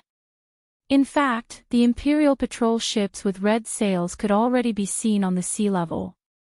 This Imperial patrol ship came from the nearby Fathom 10 port. The sailors on the ship were obviously frightened when they saw a huge fleet coming out of the clouds in the afternoon sun. They were in a flurry for a while before they sent out a signal and asked who they were. They usually ask what the wind message spell when they get close. Sometimes they also use flag signals. They should be warning the port now, Ivram explained in a muffled voice as he stood by the bow of the ship. Brando nodded and responded faintly, "Tell them our identity." "Did you see clearly what they said?" Hellman, the captain of the Imperial patrol ship, turned around and asked his second-in-command. The drunken old man was already half sober from the shock. He threw away the wine bottle, took the brass binoculars, and looked at the unfamiliar fleet in front of him shakily. "They said, they are the fleet of the Bugas," the first-in-command replied with trepidation. "What, the Bugas? What are they doing here? Are you sure you're not mistaken?" "Sir, I'm sure I'm not mistaken, unless they are using the wrong flag signal." "Then what do you think?" Hellman touched his unshaven chin. "This is the fleet of the Bugas." The first-in-command stared at the sea of sails shining like silver scales on the clouds. His expression was complicated, but he still nodded honestly. It was the one and only fleet in the world, the fleet of the Silver City. The nominal owner of Fatham Harbor, Baron Ludwig Metz, was a little restless in his office today. Just a quarter of an hour ago, the men he sent finally figured out the origin of the fleet that suddenly appeared at his doorstep. It was really the fleet of the Bugas, and it was said that they had encountered the air force of the Jorgandi Ridge south of Lone Harbor and fought once. It seemed that these Bugas were actually allies of the Empire. However, the wizards rarely intervened in mortal wars. Even in the previous Holy War, they watched coldly from the sidelines. Baron Metz did not understand why the other party suddenly changed their attitude, but at least they brought news of the Evergreen Corridor south of the Evergreen Corridor, and the noble refugees, which could not be faked. His second-in-command also said that he saw Earl Alcorn and a few other leading figures among the refugees. With these people as witnesses, Baron Metz did not think that the other party was faking it. However, seeing the huge fleet docked in the harbor, Baron Ludwig Metz could not help but be a little worried. He was not worried about anything else, but how long these wizards would stay here. It was not a simple matter to support the logistics of such a huge fleet. Even if the other party was self-sufficient, with so many warships flooding into the harbor, it was inevitable that the harbor would be affected. Not to mention other things, just the number of berths alone was reduced by more than half, and all of that was money. On the other hand, as the lord of a city, Baron Metz was also respected in the Empire, but after all, the other party was a silver person, and had unknowingly surpassed the ordinary people. The Empire had always boasted of being the center of civilization, but this center was usually limited to the area under the rule of the Holy Cathedral of Fire. Even Fanzon and St. Tossel might not be respected, let alone other places. Nowadays, most people advocated civilization and order, and it was well known that most of the civilizations of this era were inherited from the previous era, and many had been lost in the flames of war, not to mention the priceless ancient documents stored in Babel Tower before the Battle of Dusk. In this regard, the Silver people had an innate advantage over the Black Iron civilization, not to mention the craftsman wizards who boasted of being the keepers of knowledge. Therefore, in the eyes of the world of this era, the arrogant and isolated Bugas were simply synonymous with glory and civilization, born to be high and mighty. Among the ordinary nobles, the culture of the Silver City-state was very much admired, especially in the territories of the major empires, to the extent that it had almost reached a morbid level of subservience to culture. Although Baron Ludwig Metz was pragmatic and was not the kind of hardcore Bugas admirer, but as a member of the high-ranking noble circle, it was inevitable that he would be affected. When he thought of having to deal with those white-robed, gentle craftsman wizards in the clouds, for a moment, he felt a little uneasy in his heart. If Brando knew that an excuse he casually made up could give rise to such a mentality in an imperial noble who had been on the battlefield for a long time, he wondered if he would laugh his head off. But at least he would never believe that there were any gentle craftsman wizards. When he was a player, he had stayed in the Silver City state for quite a long time, and the wizards he had seen were generally of two kinds, either very pragmatic, or similar to science fanatics. The former were mostly from the Silver Council, and the latter were mostly from the Silver Society. At this moment, the Baron was thinking about what kind of attitude he should use to meet these noble guests later. Suddenly, he heard footsteps in the corridor outside. He raised his head, and the office door was suddenly pushed open with a creak. This change made Baron Ludwig Metz frown slightly, thinking that these Southerners really did not know etiquette. They pushed the door open without waiting for the announcement. He did not expect that it would be the Bugis who came in from outside. In his opinion, the Silver folk should be much more civilized than the people on the ground, and certainly would not do such a rude thing. As soon as the door opened, Baron Ludwig Metz did not see the silver-robed Bugis wizards, but what made his eyes widen was a group of soldiers in armor, blue battle robes, and halberds. These soldiers were certainly not his subordinates, because he had seen them come straight up to him and pointed their spears at him from left and right. "You are..." Baron Ludwig Metz was stunned for a moment before he finally found the origin of this military uniform in the deepest part of his mind. His expression changed several times, and finally he blurted out, "Erwin's men." It was Erwin's men. Unfortunately, Baron Ludwig Metz realized it a little late. In fact, this was exactly what Brando wanted to achieve. He used the Bugis fleet as a cover, hoping to make the people in Fathom Harbor lower their guard. Fortunately, the fleet itself was built by the Bugis, and the warships themselves followed the consistent style of the wizards. In addition, Count Alcorn and others on the ship testified, even if the crew's people wanted to be suspicious, it would be quite difficult. Things developed as he expected, and the fleet entered the port without any hindrance. After the warships docked, the soldiers on the warships rushed down to remove the weapons in the hands of the crew's harbor guards. Those guys still could not believe that the Bugis wizards would suddenly turn hostile and attack them. After all, in their opinion, the Silver folk did not care about what happened in the mortal world at all. Worldly power was like a fleeting cloud to them. Thousands of years of tradition had almost formed a kind of inertia, and this inertia allowed Brando to build a great advantage. He commanded the Shire, Eugenie, Marjorie, Ivram, and others to take over the entire harbor, and then personally led a team directly to the castle where Baron Ludwig Metz was located. They did not encounter any resistance along the way, and even the castle guards personally opened the gate for them. When they were forced to have their weapons confiscated, they were stunned and asked these Erwin's men what they wanted to do. But when these people finally realized that they were not facing the Bugis, but Erwin's men, they showed a similar look to Ludwig Metz himself. First, they were shocked and could not believe it, then they were shocked and could not believe it. For these people, Brando did not have time to answer their doubts for the time being. With a wave of his hand, they were all locked up in the dungeon under the castle. In this way, almost without any trouble, he and his fleet took over the harbor.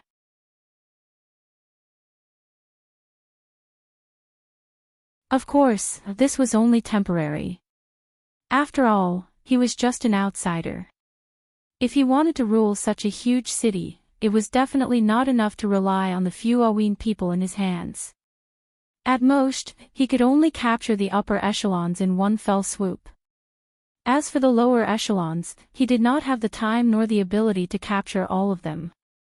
Moreover, even if he had the ability to do so, who would manage this city for him after he locked them all up in the dungeon? In order to make such a huge port work, the amount of manpower needed was not small. Fortunately, he did not only have Erwin's men in his hands, but also a considerable number of crew's nobles. These people were all prominent figures in the empire. With these people in his hands, he could justifiably take over the city under the pretext of military control. The empire was in a state of internal and external troubles. On the east side of the Evergreen Corridor, the empire and the Wind Elves were locked in a fierce battle. On the south side, there was the sudden appearance of the Jorgandi Ridge army. Not to mention, a few days ago, the lion men of Toquinin finally captured the Anzaruta fortress group. It could be said that at this time, the situation in the south of the empire was in a deep quagmire, and even the Metz region was exposed. At this time, they were nominally allies of the empire. Abuga's fleet, after reaching a consensus with the nobles of the empire, was here to rest and help them fight against the Georgandi Ridge army. It did not sound very strange. At this time, letting the nobles of the Southern Empire contact the middle-level officials would not give the cruise people in the harbor the illusion that they were occupied. It would make them feel that the harbor was still under the control of the empire, and this Buga's fleet was just a temporary amulet. Of course, to do all this, he must reach a consensus with Count Alcorn and the others. Brando had not thought about how to deal with these fleeing nobles. After all, taking over a harbor from an empire's governor sounded like a rebellion. For these fleeing nobles, they might not be willing to be on the same boat as him. But he did not expect that an empire merchant ship that they captured on the route would be of great help to him. At that time, he originally ordered the capture of the merchant ship because he was afraid that the other party would leak the news that such a huge fleet had appeared in the heart of the empire. But when they boarded the ship, they found that the bottom of the merchant ship was full of refugees from the heart of the empire. These refugees brought them unimaginable news. A civil war broke out. During the week they were sailing on the Sublime Sea, or to be exact, on the second day after they left Lone Harbor, the Kurlutz Empire underwent earth-shattering changes. Her Majesty the Queen suddenly took control of an army that had never appeared before. This army was composed of the Xenia and the Myernas. She directly deprived Vala of his authority as the Pope of the Holy Cathedral of Fire and announced a religious reform. A religious reform initiated by a secular monarch was simply a big joke. In the first moment, the churches in the empire were divided into two distinct factions. The School of Economics clearly stood on the side of Her Majesty the Queen, while the local faction loyal to Vala immediately raised the flag of rebellion after a short period of chaos. In short, the empire suddenly became a mess. This was not just an internal matter of the Holy Cathedral of Fire. This huge change of interests affected everyone's heart. The nobles of Cloak Bay responded to the call of the Silver Queen immediately, but the nobles of the north obviously could not accept this fact. In fact, at this time, the two sides had already fought in the east of Metz. Surprisingly, the traditional military nobles were defeated and suffered a big loss. Brando could not learn more from these refugees for a while. He only knew that the coalition forces formed by several lords retreated in the direction of Ludwig after losing. But these were not the main points. The real bombshell was, the Myernas were back. These survivors from the era of the Dark Dragon had finally risen from the ashes. When they heard the news, the supporters of Her Majesty the Queen, including Count Alcorn, could not believe it at first, then they doubted it. But after confirming it again and again, they fell into silence one by one. After all, this was still a world dominated by order after the War of the Holy Saints. No matter how unrestrained and rebellious they were, they dared not deny the justice of the four sages. This was the foundation of the Iron Folk and the noble ancestors. For a while, they could not figure out what happened to Her Majesty the Queen. Was she crazy? How dare she do this? But after a moment of silence, Brando knew that his opportunity had come. He hurriedly instilled his plan into the stunned nobles of the empire. In the case of an uncertain environment, it was best to stand firm first and then choose what to do next. It was probably because of such a huge change in the situation that these fleeing nobles no longer cared about such a small issue as taking over a port. Besides, Count Alcons and the others were not stupid. Of course, they knew what the best choice was when they were surrounded by powerful enemies and the situation was uncertain. As for Brando's actions of taking over the port, they unanimously chose to remain silent. But Brando actually understood that choosing to remain silent at this time was actually supporting him. As the dust settled on the affairs in the port, the tasks were assigned one by one. Brando stood in the original office of Baron Ludwig Metz.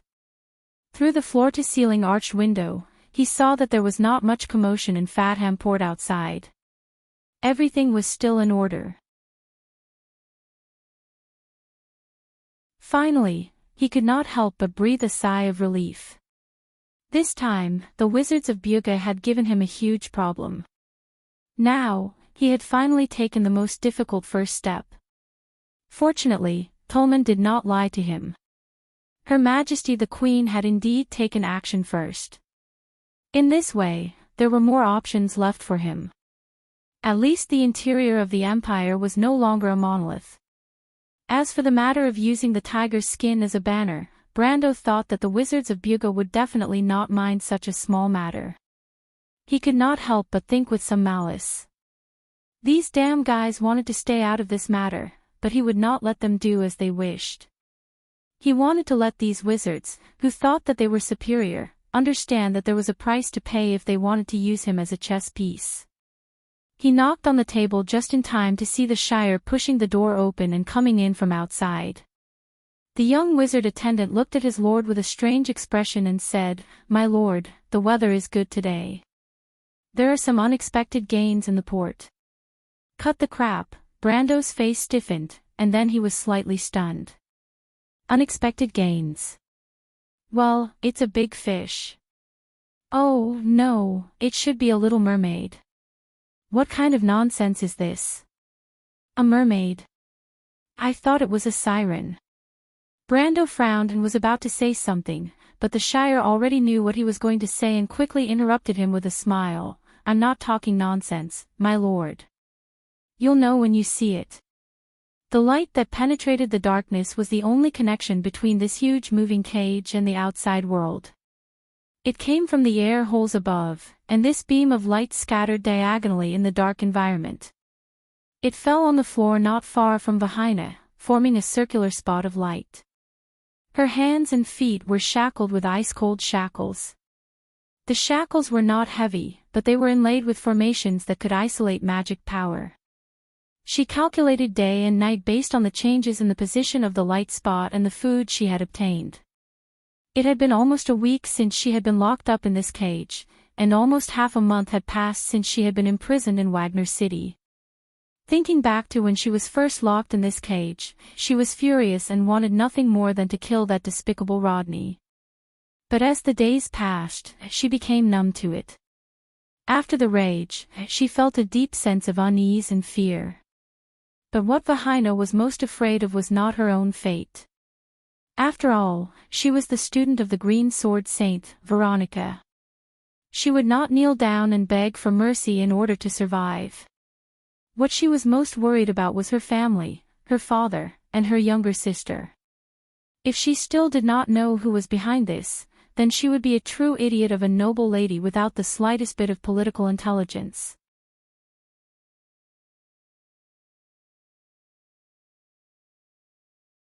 Chapter 984. After sorting out her thoughts, Vahina understood her situation. In the past week, the change in the time of sunset proved that they were heading north. There were a few times when she heard the sound of waves. There were a few mountain paths between Metz and the evergreen corridor that were close to the sea. This proved that the convoy was also heading west at the same time. It was very likely that the convoy was passing through a few provinces along the sublime inland sea in the west of Flower Leaf territory, heading to the port there and taking a ship to the imperial capital. Days passed by. Living in the dark was enough to drive a normal person crazy, not to mention the great fear buried in her heart. Most of the time, she bent her legs and buried her head in her knees. She hugged herself with both hands and curled up in the corner of the prison carriage as if this could make her feel a little safer. A day ago, the convoy stopped briefly at a small town on the platform east of Fathom Port in Naka. During the stop, she figured out where she was. The information revealed by the guards indicated that the convoy was heading to the west end of the Evergreen Corridor, which was also the starting point of East Metz, Fathom. Earlier that day, she clearly heard the sound of waves crashing against the cliff. She had walked through this mountain path more than once, but at that time, she came here as the daughter of a duke. Vahina leaned weakly against the cold iron wall. Strands of blonde hair hung down on her pale cheeks. She lowered her eyelids weakly, her thick eyelashes trembling slightly. The sound of seagulls could be heard outside the prison carriage. Strangely, the road was a little deserted. There was no sound of caravans passing by. In theory, this should be an important land and sea hub in East Metz.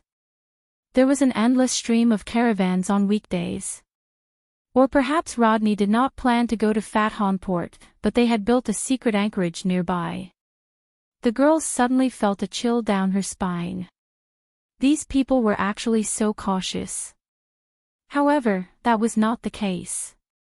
The sun had just dispersed the fog between the straits, but the cliffs near the sea were still shrouded in a thin layer of water vapor. There was a pass in the middle of the misty water vapor. Rodney quickly stopped the convoy and looked up at the soldiers with anchor-shaped emblems on their battle robes on the city wall. The pass built by the mountains and the sea was the outermost line of defense of Fathom Port. Usually, the gate was rarely closed, but today, it was tightly shut. It seems that the war started by His Majesty has already affected this place. News of the Civil War had not yet reached these parts east of Metz, Rodney thought, but as the Queen's emissary he had first-hand information. He raised his head and shouted, "Open the door." "Who are you people?" The soldier on top of the city gate tower poked his head out to ask. "We are from the White Legion. Our commander has urgent military matters to attend to at Fathom Port. I've already sent someone to inform you earlier. Didn't you see it?" The knight beside Rodney asked in annoyance. There was a commotion among the soldiers on the city gate tower, as if they were sizing them up to confirm their identities. This scene made Rodney even more certain of his thoughts. Usually, these people were not so loyal to their duties. The so-called inspection was mostly to deal with the situation or to take advantage of the situation to gain some benefits. After a while, the people on the city gate tower seemed to have confirmed the identities of Rodney and his entourage. After all, Rodney's retinue was a real White Legion knight. They were riding on tall mountain land dragons. The land dragons were also wearing special armor with silver scales on their bodies. On the saddle hung a war flag with the white dragon emblem. Their spears shone brightly, and they looked dignified. At a glance, one could tell that they were not fake goods. Soon, the city gate creaked as it rose. In the darkness, Vahina felt the cage shake slightly, and the convoy began to move forward again. She was still unaware of the battle that was happening in the east. She was slightly puzzled. Didn't these people bring her to the secret port? Why would there be a pass and a city gate? Even Fathom Port did not have such strict security. Brando, Eugenie, the Roman and the Shire were on the lookout tower, watching the convoy cross the drawbridge and pass through the city gate. Brando pointed at the knight at the front and introduced him to the other three. "That man is Rodney, Veronica's younger brother. He is the youngest son of Duke Arizik. However, this man is not very capable. At most, he is a jester." After Lady Veronica was put under house arrest by the Silver Queen, this man drew a line with his family and won the Queen's favor. Now, he is the Queen's secret envoy. The Arizik family is full of heroes. I didn't expect them to produce such trash. The Duke's daughter wrinkled her nose in disdain. You can't say that. This guy's ability to judge the situation and place righteousness before family is evident. He's just making the best use of everything, the Shire replied with a smile. My lord, you seem to be very familiar with this man. Brando did not comment on this question. In fact, as a player of Erewhon, he was quite familiar with the well-known figures of the enemy. However, this was not the only reason why he was familiar with this man. In history, Rodney was just like what the Shire said. He was famous for being good at taking advantage of the situation. His reputation made him like a fish in water in the upper circle of the empire's nobles. At that time, people called him the twin pillars of the Erisic family. He and his sister Veronica were regarded as the pillars of the Erisic family. But no one knew that this man was a complete coward. In the War of the Year 41, Madara's army besieged White Eagle Fort, located in present-day Ludwig. He surrendered without a fight and sacrificed himself to the enemy, causing the White Legion to be almost wiped out. This was a famous scandal in the history of the Empire. Because of this incident, the prestige of the Erisic family plummeted. Even Veronica was implicated by him and was removed from the position of Legion commander. Therefore, it was difficult for players from the future to not be familiar with this famous traitor's deeds. However, this weak and incompetent man was a perfect example of a useless teammate. But if he was an enemy, he was really lucky. Fortunately, this guy's reputation was not well known now. Perhaps even the Silver Queen did not know what kind of person her new secret envoy was. The enemy's misfortune was his own great fortune. Brando thought that the Shire was right about one thing. If used properly, this man in front of him would not only be a big fish, but also a fat one. He looks quite decent. He's just a little bit worse than my Brando. The merchant lady's perspective was different from ordinary people. She squinted for a while before coming to this conclusion. Cough, cough, cough. Brando was almost choked to death by these words. What did she mean by look decent? The Erixico family had excellent genes. His sister Veronica was a famous beauty in the imperial capital when she was young. Rodney himself had perfectly inherited this bloodline and was one of the most famous gigolos in the imperial capital. He was also an expert at picking up girls. It was said that he had an ambiguous relationship with many of the famous ladies in the imperial capital. In terms of appearance, Brando knew that he would never be able to catch up with Rodney. Perhaps only the Roman people would be able to shamelessly boast like this. He looked at the two people beside him in annoyance. As expected, he saw the Duke's daughter looking at him with a strange expression. The unscrupulous wizard servant was also having a hard time holding back his laughter. Laugh if you want. Be careful not to get internal injuries from holding it in, Brando said calmly. That won't be necessary. He, my lord, the Shire laughed and said, there are still people below. It won't be good if we attract their attention. Eugenie had a strict upbringing and quickly restrained her emotions. She clenched her fist and coughed softly. I heard that Her Majesty sent him to spy on the White Legion. Why would he suddenly appear here? Who's inside the cage? You hit the nail on the head, the Shire smiled and said, there's a mermaid inside. Mermaid? The Duke's daughter frowned. That's just a metaphor. The little beauty in the cage is actually the Lord's old lover, Wah. The Shire screamed and dodged Brando's sword. My lord, you actually attacked. Those people are still below, shut up. Brando coldly replied. In fact, he had already guessed who was inside the cage the moment he saw Rodney. Vahina had written a letter to him, and it clearly expressed her intentions. In fact, Brando had already expected that she would be in trouble, but the young lady had underestimated the problem. The fact that the Silver Queen had placed Veronica under house arrest and chose to support Rodney as the next head of the Erixico family was enough to explain many things. Rodney would never help Vahina out of respect for his sister, not to mention that he was a despicable person from head to toe. Unfortunately, it was too late for him to reply to Vahina.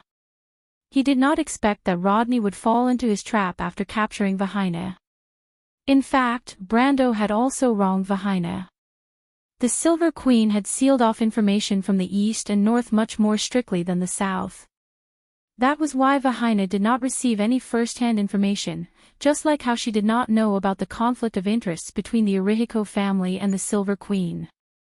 Brendel watched silently as the carriage passed through the pass and entered the port.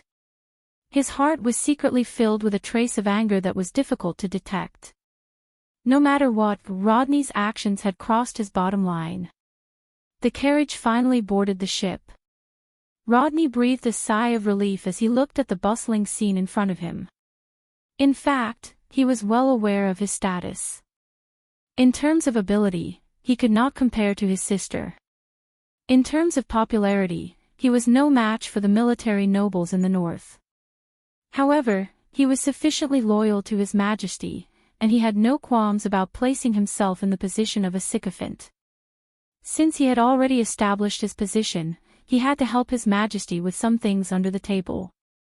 Not only did he have to do it, he had to do it well and not leave any traces behind. Just like what he did this time. Of course, he knew that he would offend a lot of nobles, but it was better for him to be the villain than for His Majesty to be the villain, because His Majesty would remember his contribution. As for the nobles who were past their prime, he did not care if he offended them. He knew very well what Her Majesty wanted to do. It was a great undertaking that was not inferior to the 4 wise ones. No, it was far better than what the 4 wise ones had done. Those decadent and ancient nobles would be burned to ashes in the new flames. It was the same for the Arihiko family. Rodney said to himself in his heart. He had no qualms about what he had done. It was a matter of course that he had to give up something in order to gain something. Thinking of this, he looked back at the prisoner carriage that was about to be transferred to the lower deck. He knew very well the value of the young lady in the cage. Although Her Majesty had taken action in advance and established a new doctrine on the ruins of the Holy Cathedral of Fire, she did not want to overturn the entire empire. Although the nobles in the north had been proven to be completely unreliable, there were still more nobles who were watching. Her Majesty had once told him how important the nobles in the east of Metz were. If they turned to the new doctrine, Ludwig and the other old fogies would be in a difficult situation. Not to mention, East Metz was the main route to the Al-Kash Mountains. Although he did not quite understand why Her Majesty valued the Alcala region so much, East Metz must be in her hands in order to enter the Alcala region. Among them, the most important chess piece was the Flowerleaf territory. The current head of the Flowerleaf territory was the Duke of Flowerleaf, Helix. He was a hardliner and was emotionally biased towards Ludwig and the other nobles. When he was young, he had lived in the Arihiko family for a long time and had a deep relationship with the previous Duke of Arihiko. Therefore, he would definitely not be biased towards Her Majesty. The 2 sons of the Duke of Flowerleaf were also representatives of the military nobles. The stubborn local faction was even more untrustworthy. Lastly, the eldest daughter of the Duke of Flowerleaf, Vahina, was extremely rebellious and was also the disciple of the Azure Sword Saint. These people were not suitable candidates. Now that the Duke and his 2 sons were under house arrest, and the young lady was secretly escorted back to the capital. The remaining little princess was known as the Little Angel of the Flowerleaf territory. She had been timid and obedient since young. With her father, brother, and sister as hostages, there was no need to worry about her disobedience. Once the Flowerleaf territory turned to the Queen, East Metz would basically be half pacified. The remaining nobles who were weaker would most likely not wait and see anymore. As for the return of the Myernas, Rodney was a little disdainful. This world belonged to the Myernas in the first place, and the Iron People had only stolen the authority. Her Majesty the Queen was doing the right thing, and that was to put the authority back in its rightful place. And she would be crowned as the Dark Dragon as a Cruz citizen. When that time comes, the empire that ruled the land would reappear, and the people of Cruz would be on equal footing with the Myernas. It was laughable that some people did not understand. This was a righteous cause. Vahina felt cold and hungry.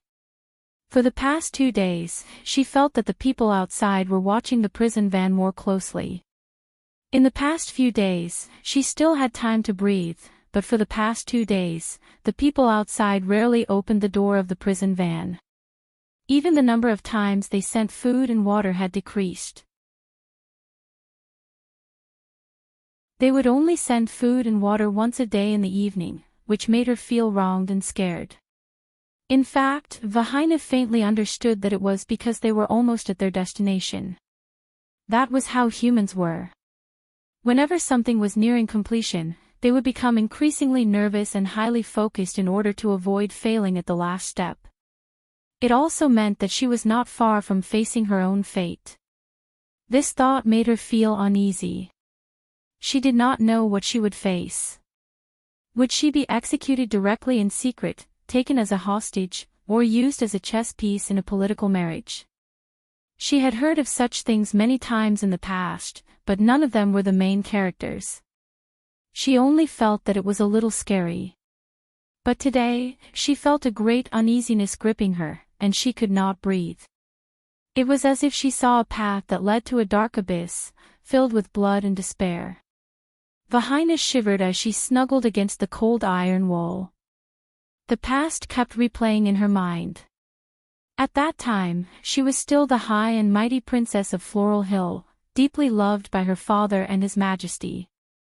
No matter where she was the center of everyone around her. Then, she became Veronica's student and went to many places with her teacher. She once breathed in the air of freedom and could no longer live in a cage. She once thought that she was different from the noble ladies who were like canaries. They were weak and could only accept the fate of others, but she, who was like a young eagle, could choose her own future. Reality proved her naivety. All her fantasies turned into bubbles. She felt as if she had been deceived by hope, and then mercilessly abandoned. Tears dripped onto the floor like beads of a broken necklace. Vahina cried helplessly. As she cried, Vahina recalled the days in the loop of trade winds. It was her first adventure away from the Empire, and she once thought that it was the most terrifying experience she had ever encountered in her life.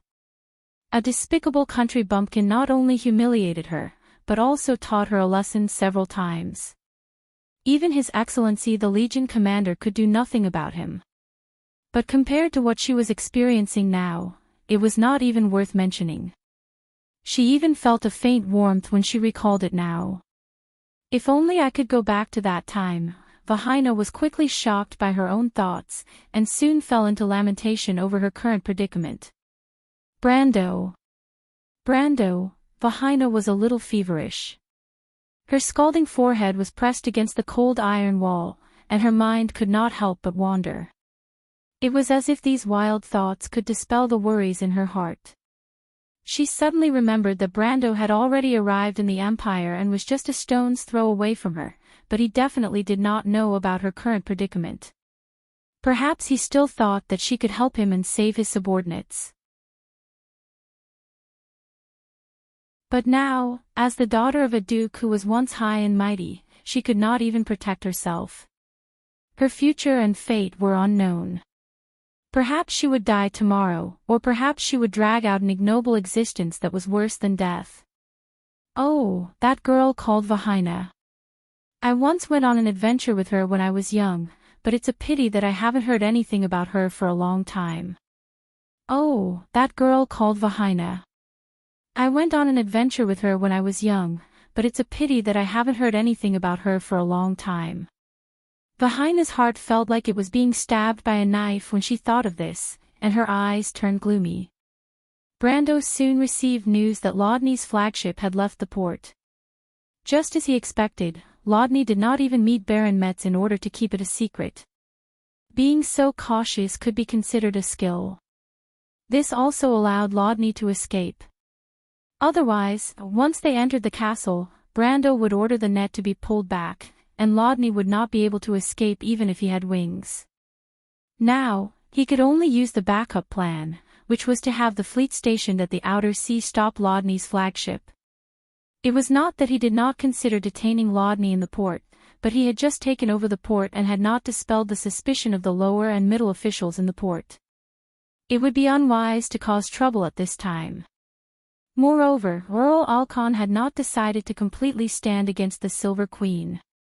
At this critical moment, Brando was afraid of alerting the enemy, so he had no choice but to arrange the battle at sea. However, he was not afraid that Rodney would be able to escape. The warship that Rodney prepared was one of the fastest warships in the Empire's navy. Unfortunately, with such a conspicuous warship docked at the port, it was hard for the people of Aween to not notice it when they took over the port. Marjorie immediately reported this conspicuous warship to Seal. Navy warships rarely acted alone, especially this kind of fast warship. They were usually used to send messages or carry out some special mission. They quickly followed the clues and found out the traces of the messenger that Rodney sent to Fatine Port. In fact, it was through this method that they found out about the information about the convoy. Therefore, Brando had already arranged for someone to tamper with the ship. The quality of the magic crystal used as the floating warship's power source was changed, and some of the spare sails were removed. Rodney was in a hurry to leave the port, so he did not check it carefully.